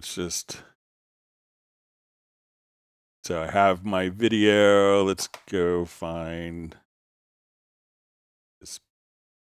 that preset we found on Tuesday under granular guitars.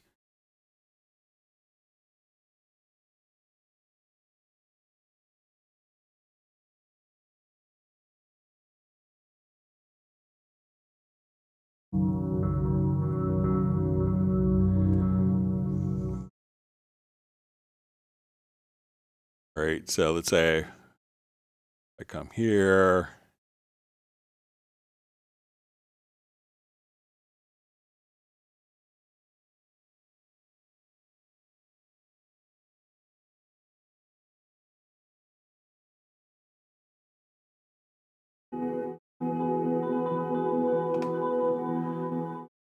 All right, so let's say we're watching our video, and let's say I'm a horrible film composer.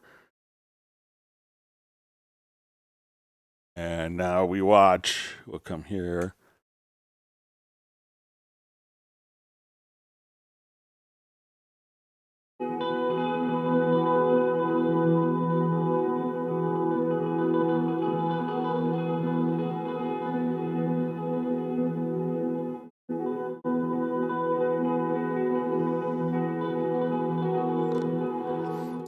All right, so let's say I want to, that's my wonderful film composition. Hans Zimmer, watch out. All right, we will come over, and then when we go to export, we have several different options, and some were added in 1502 as well. So let's say we want to export the video. So one is we could replace the audio in the video file itself. So this would take, this would basically take the same exact video, and then we could also just at that point, you know, we're taking the same video quality and replacing the audio. But I can't necessarily do just like a portion of the video. So let's say I'm only exporting this much of my video, like that's up to like the left and right locators. So I'm going to match my frame rate from the video. So it's a European video, so it's 25 frames per second. But now when I come over, we can say, let's export video, and I could choose to render a new video file. So this would automatically match. We have different qualities. So if you want a smaller quality, so at this point we could just, so let's say I want to render HD, so I'll do export video test. Great. I'm going to save it to my desktop. So let's come over. It'll give you an estimated size.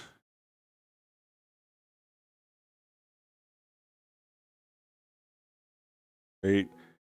Now when we go to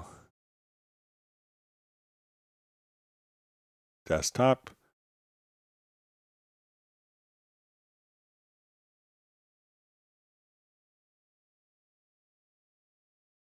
and I will just switch my audio playback device so you guys can hear it too. But then I just had the video that's been exported. This is Hamburg, that's the Steinberg office. Harbor.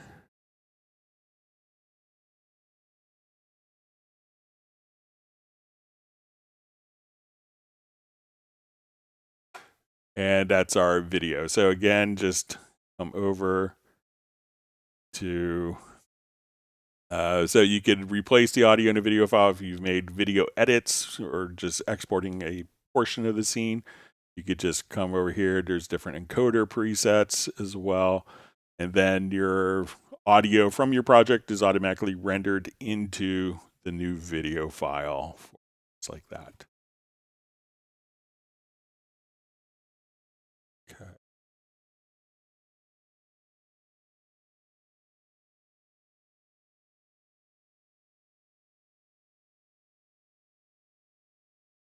Do some comments.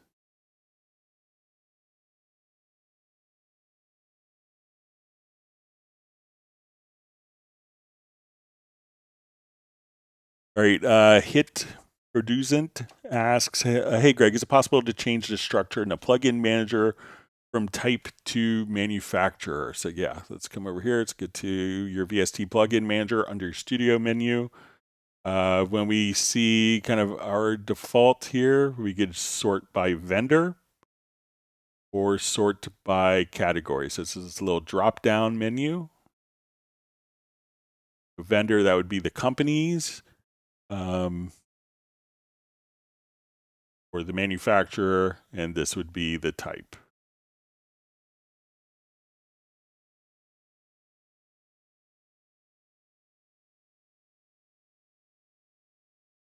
So we see from Rick from Bratman Studios, Greg, we have all these cool drum machines, but I still prefer playing the drum parts on my keyboard or, of course, my Roland kit. Who else plays drums on the keyboard? I like the dynamics. So definitely, you know, whatever works for you. You know, one of my favorite drummers is my friend Rob Arbitier, who doesn't play drums at all, and he's just, you know, a wicked. And he's worked with Stevie Wonder for 42 years or so. And, you know, to watch Rob work, it's really interesting, but his left hand is like when he's when he's working and he's programming drums, he uses 4 fingers because he figures that drummers have 4 limbs. And he is the funkiest drummer from a MIDI keyboard that you'll ever hear. Just amazing. So it's almost like his left hand could be the drummer and his right hand is the producer or engineer. And, but to watch him work. So however you get your drums, whether it's from a drum recording and then you replace samples, whether it's an electronic kit, whether you're using drum pads, whether you're using a MIDI keyboard, however you get the drums that works for you is the right way. My friend Fred Corey, is a noted composer. He's a recovering rock star. He was a drummer in Cinderella, forever, and played with Ozzy, and he's played with Guns N' Roses and Poison. He's like the fill-in drummer when the drummer gets sick or breaks an arm. And he has his drum set up, but for him it's faster. He's like, oh, I'll just program it on my MIDI keyboard, and he's really fast. And he knows exactly what he wants to do. So whatever works for you is the right solution, as long as you get your drums recorded and you're happy with it. Doesn't matter how you got there, as long as you if you cross the finish line first, you cross the finish line, you finished. So.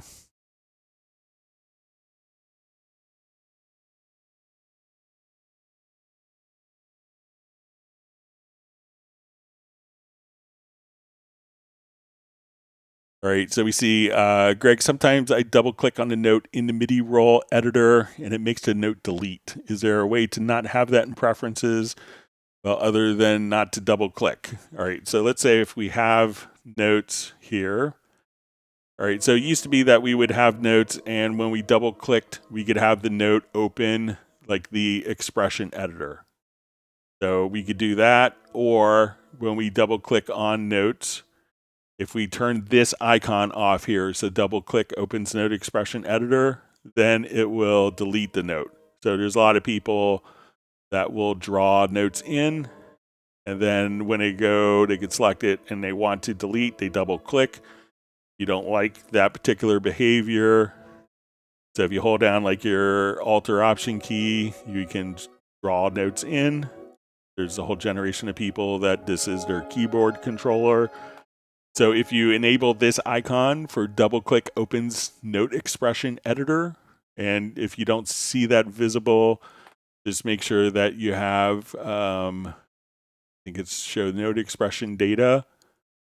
So now when that is on, you could double click and the note expression data shows up. When that is disabled and you double click on a note, it deletes the note. It's not a preference per se, but it's a setting that you could change so that it just opens up the note expression editor. Matt says he plays drums pretty well on his keyboard.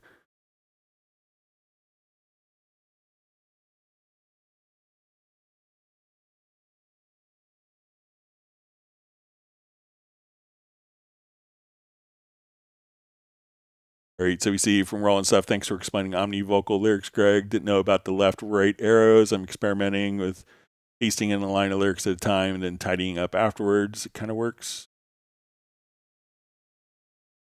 Yeah, once you kind of get the workflow, I found like the left and right arrows and pasting into the text field worked pretty well.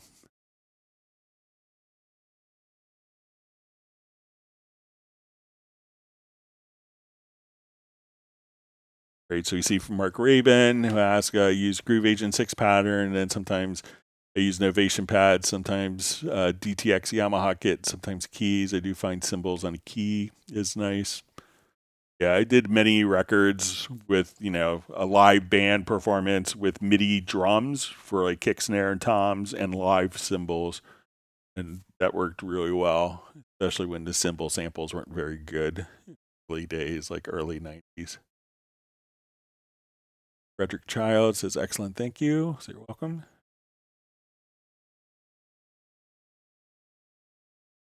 John Costigan's going to the Fall Garden, and he'll see us on Tuesday. Thanks for joining us, John. Hope you're well.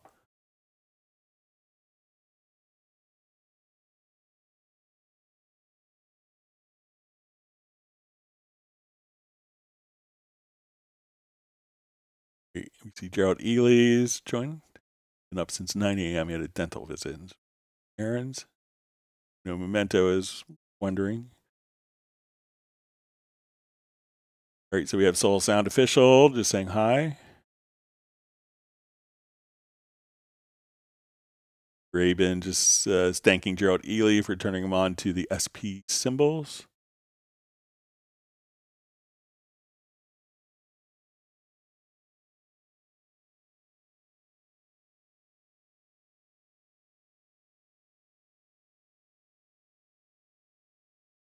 All right, so we see, can you explain the automation panel? Thanks. Okay, so.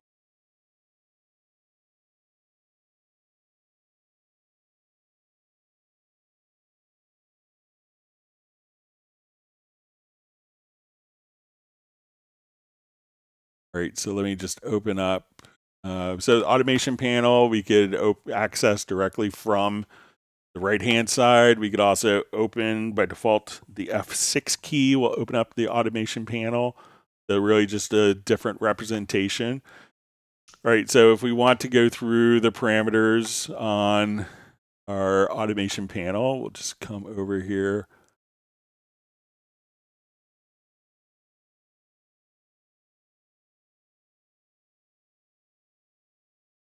Open up our fader here, so we can see that. All right, so let's say we want to do automation. All right, so I'll put this.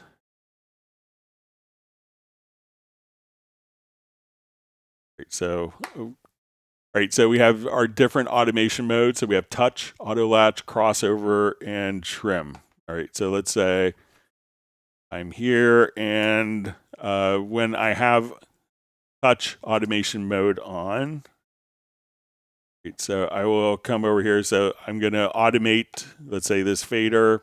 All right, so what touch automation allows you to do, if you have a control surface, it'll write automation while you're touching the fader. So if I come here, I move the fader. As soon as I let go of the fader with the mouse or with my control surface, it will pop out of automation. So you see kind of the record enable, and it's going to pop out as soon as we do that. All right, so then it's going to stop writing the values when you lose touch with the fader or if you just let go of the mouse. Now we also have auto latch. What auto latch automation does is as we come over here, I'm going to leave my fader there, and it's going to keep that same value until I hit stop. So I don't have to hold the fader in one position if I want that same value written to a particular point.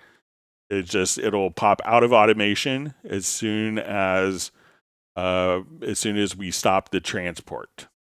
All right, now we have crossover automation. All right, so now when I come here, we're going to automate.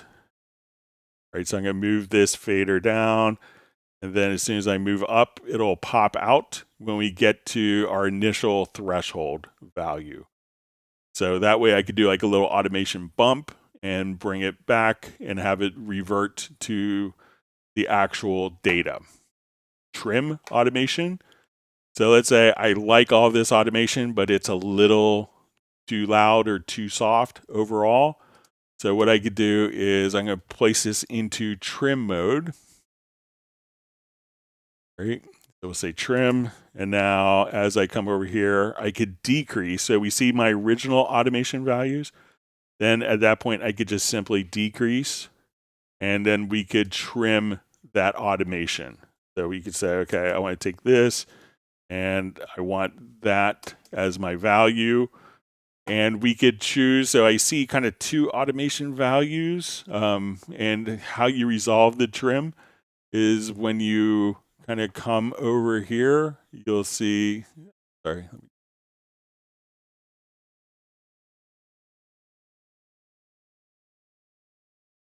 you could have, once we go to the settings, you could say, okay, we want to freeze trim manually if we wanted to on pass end or on leaving trim mode.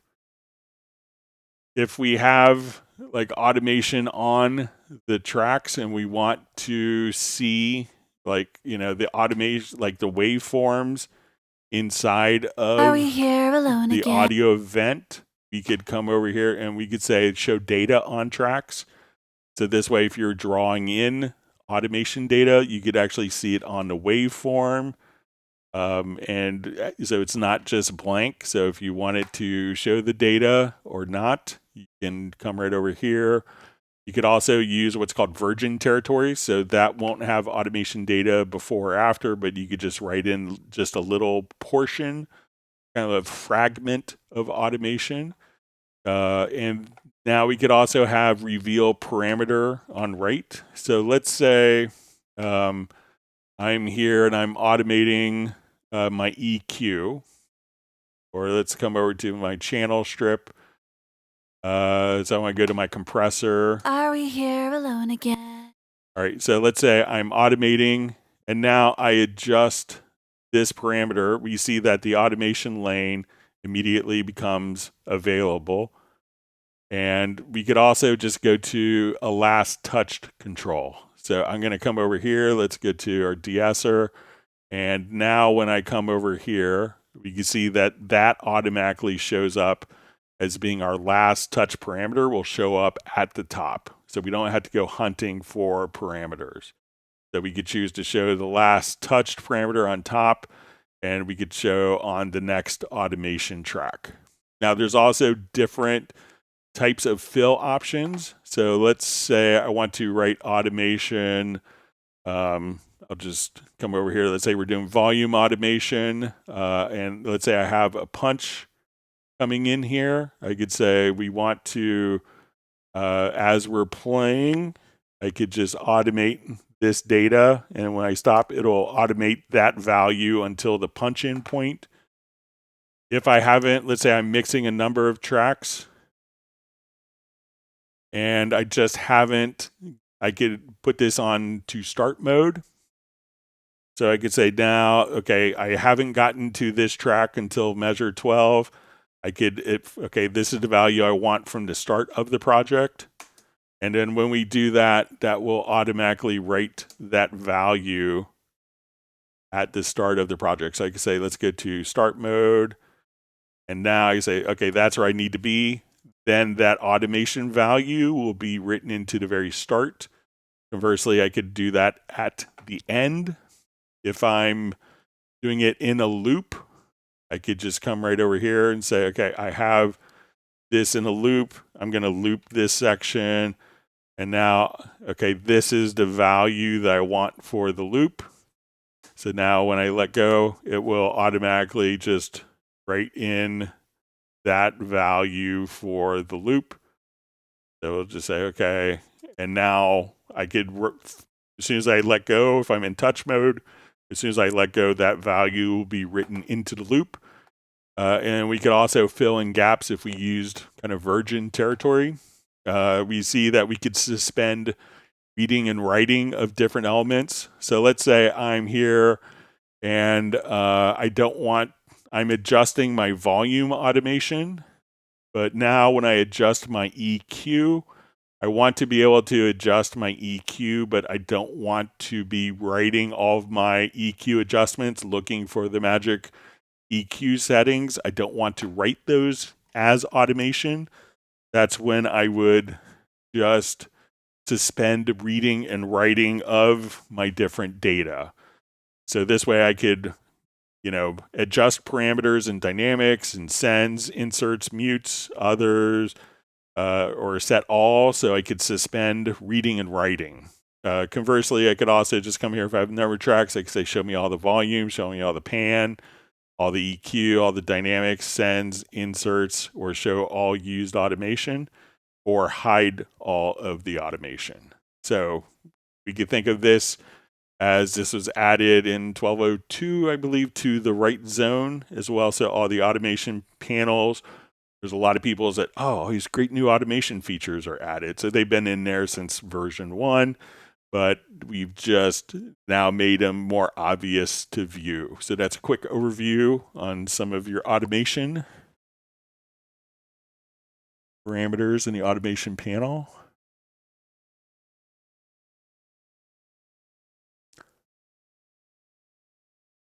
Great. All right, so we see from Is It Half says, Greg, you skipped my smoothest question. Sorry, I didn't mean to. But thanks for asking your question again. So if I ever skip a question, it's not intentional. So it's just wondering, are there any plans to make the new Cubase UI as smooth as Cubase 12 or even unlock 120 frames per second? We smooth software lovers need answers. So I don't think that there is anything done intentionally with 12, from 12 to 15. There are like some changes maybe with, depending on interactions with video cards. So I'm not sure if Cubase is written for, 120 frames per second or 60 frames per second. I'm inclined to, I don't think it is written for a specific frame rate, but maybe how your audio, how your video card is interacting with it. So I think if we go under general, think maybe,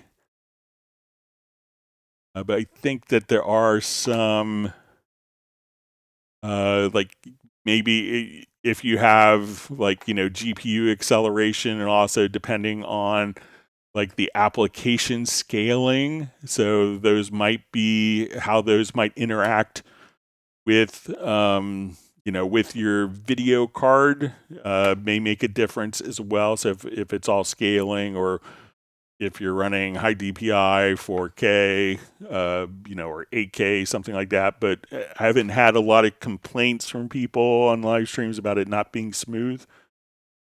But make sure that, it could be how it's interacting with your display driver. I haven't noticed any personal changes myself. See Bratman Studio says, Greg, what are SP symbols? Are they virtual or... I'm not sure. I'm not that familiar with it. Maybe Mark Rabin or Gerald Ely could mention it. See if they could shed some insight.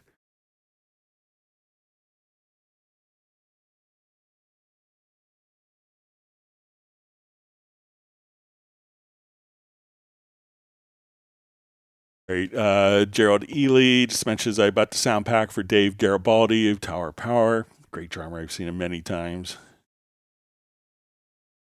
Friend Jeff Tamalier was a guitar player there for a number of years.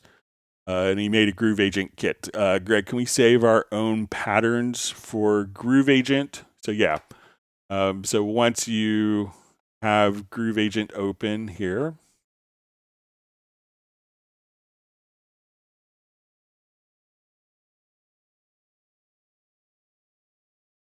we could just say, okay, I want...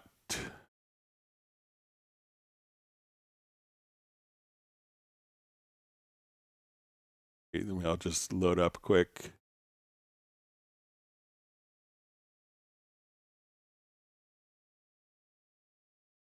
All right, so let's say, okay, we want snare here. Let's...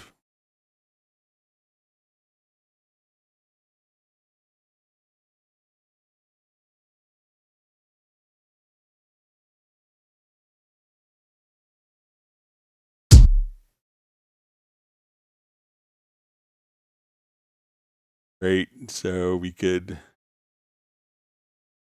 Let's come over. Let's...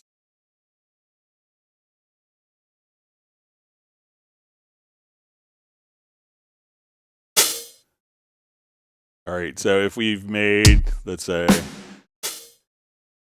pattern here, so you could just come over. So if you're into player mode, the full Groove Agent has. So let's say I just want to come here and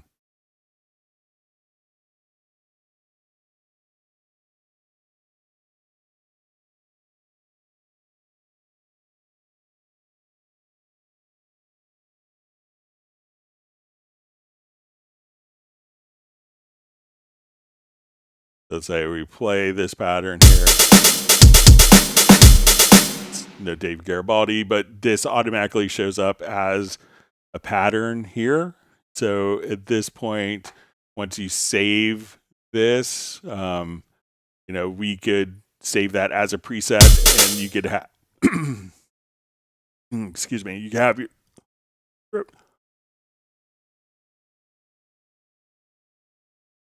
right, so you could have your patterns there. These patterns can also be dragged to the project window. These patterns can be saved, exported, like we showed a little while ago, as a MIDI loop. So we could come over here, let's go to export, MIDI loop, and we could say Gerald Ely.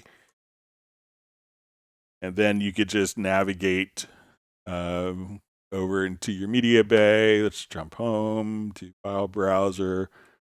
And we'll say, come over here to user content, MIDI loops. And now you could have that loop that will just load up a new instance of Groove Agent in any pattern. So you could have all of your sounds and a pattern instantly recalled.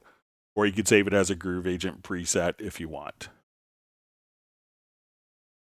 Dave's an amazing drummer. Always loved watching him perform. Totally on top of it.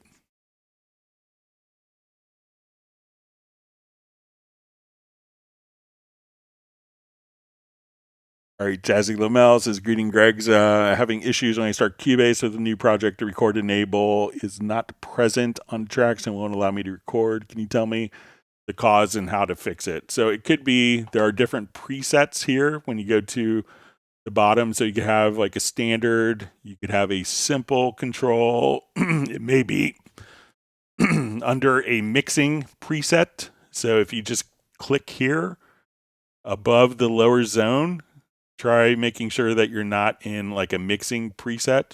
If you go to standard, if you click here on the little settings cogwheel, you can just also add hidden icons from the hidden to the visible controls. But just try clicking here. There are presets for this, and if it's set to mixing. Now, it could also be if the track height is really low, you may not see it. But let's say if I come over here to standard, you may, depending on how the icons are arranged, it may have to be taller. But just try switching it here to like a standard or recording preset, and then that should bring those controls and make them visible for you. All right, so Tim Weinheimer just says lots of great Cubase questions today.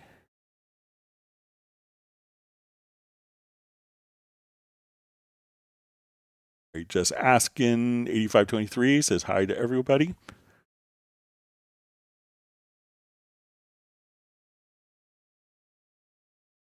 Ratman Studio says yes, and great answers, Greg. Try to be helpful.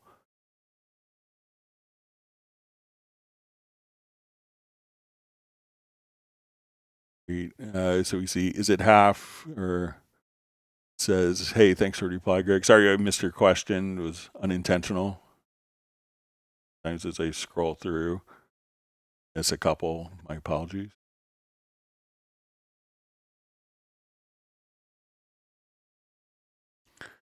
All right, so we see, are there any TR-808 drums in Groove Agent? Google suggested there might be samples in Hallian, but I wasn't sure what to look for. So there's a lot of 808 style instruments in both Groove Agent.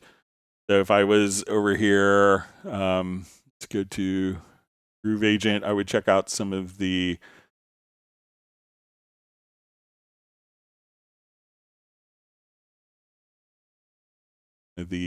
Beat Agent kits. There's probably going to be some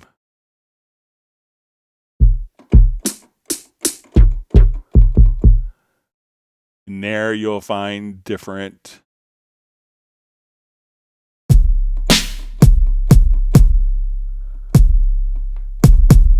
and if you want to take that and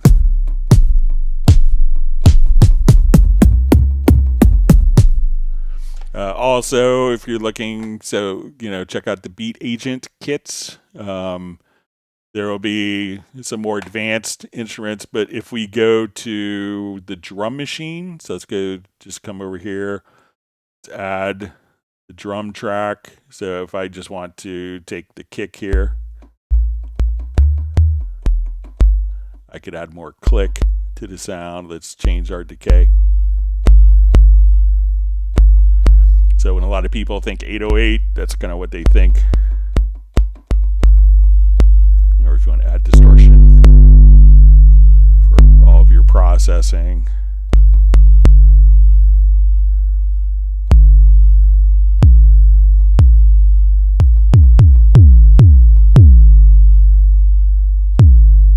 And if we go to like your snares, and you could do, so this is like a drum synthesizer as well. So you could just, so play around with the drum machine. You get lots of great kind of 808-esque style sounds that people are looking for.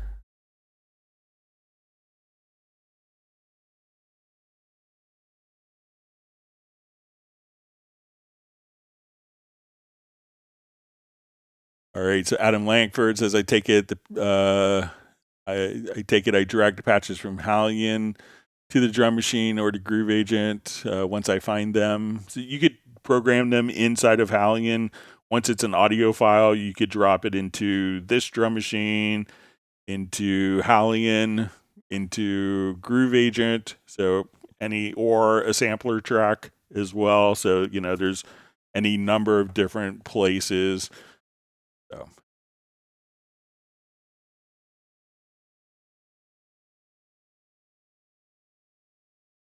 Okay. So Sound Official says Greg is in mode bazooka. I was ready, my speakers jumped. Sorry if I'm damaging equipment. All right. So Gerald Ely says, Greg, I meant MIDI patterns. Will the same method you show work for a part I built in a MIDI editor? So yeah, it definitely will work in a MIDI editor. Once you have MIDI information that is routed to a VST instrument, you could just export it as a MIDI loop. And unlike a MIDI file, you could, take a drum pattern, a MIDI file, it could play back in a piano, it could play back in a classical nylon string guitar, or a drum kit, like the appropriate drum kit, but a MIDI loop stores that particular sound. So when you import a MIDI loop, that instrument with its settings are preserved so that it doesn't accidentally get reassigned to a different instrument where it's like, it's kind of not, it doesn't make any sense, playing a drum pattern on a harpsichord sound, stuff like that. Great. See, Michael Teams says that Greg is rocking today. The force is with him. It's all great questions from people. Wonderful to see Tiago joining from Brazil, being online with us today.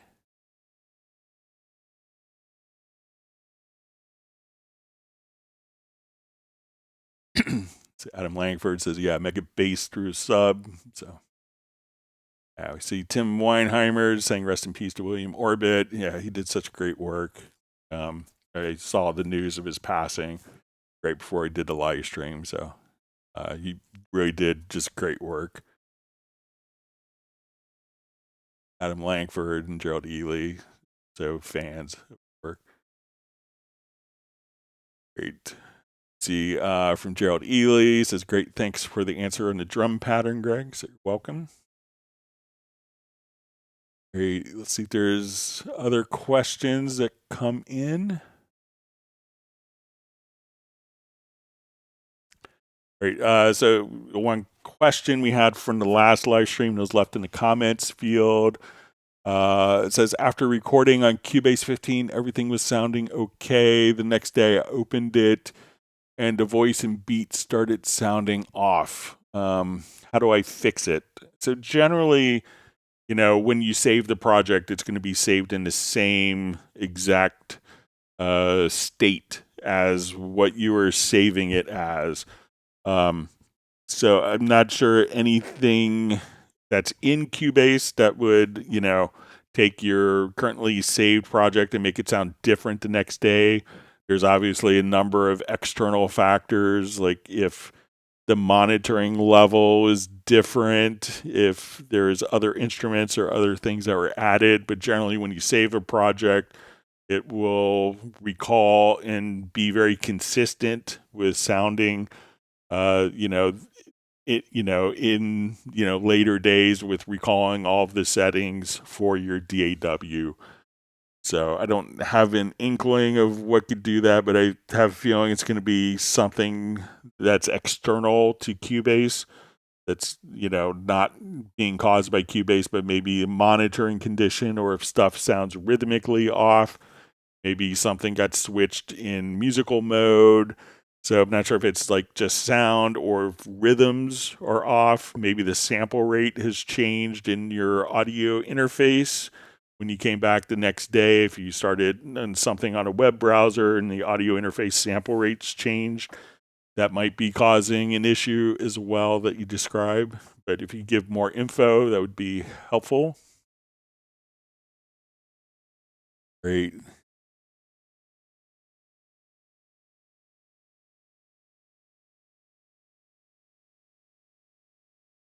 Raven just saying, music industry mogul, Merc, Periodis, called William Orbit a genius.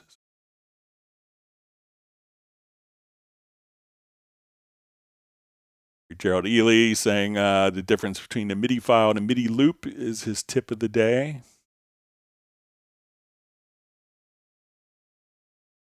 It's a good distinction.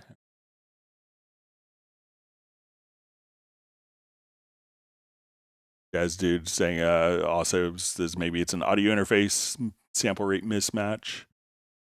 All right, we have a couple minutes left. We'll see if there's more questions that sneak in. If not, we'll wrap up a few minutes early. Everyone can get their weekend started. Thank you all for the great questions. I hope that everyone's learned some new tips and tricks today.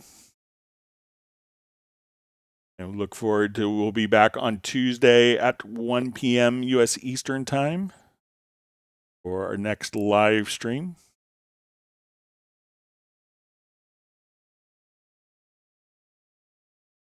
Usually about a 20 to 30 second delay from when I speak to when you guys hear. See if there's other questions that come in.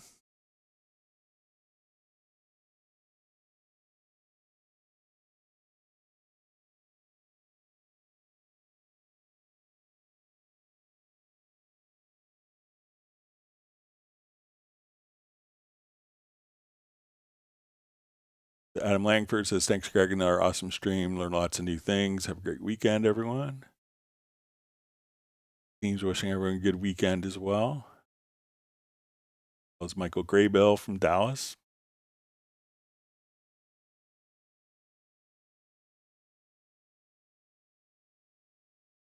If you want to send questions in the future, you can send it to clubcubase@steinberg.de, just as Jazz Dude indicated in the chat. All right, so we have Helga Borgarts just says, thanks, Greg. Welcome. Always happy to help other people learn. All right, looks like we are out of questions. We'll go ahead and wrap up about 3 minutes early.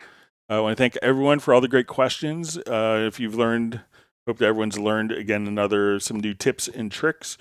If you want to send questions in advance, you can always send it to clubcubase@steinberg.de, and we'll be back on Tuesday starting at 1 p.m. U.S. Eastern Time. And with that, we'll go ahead and wrap up. Wish everyone that everyone has a great weekend and everyone is safe and stays healthy. And we'll see you back on Tuesday.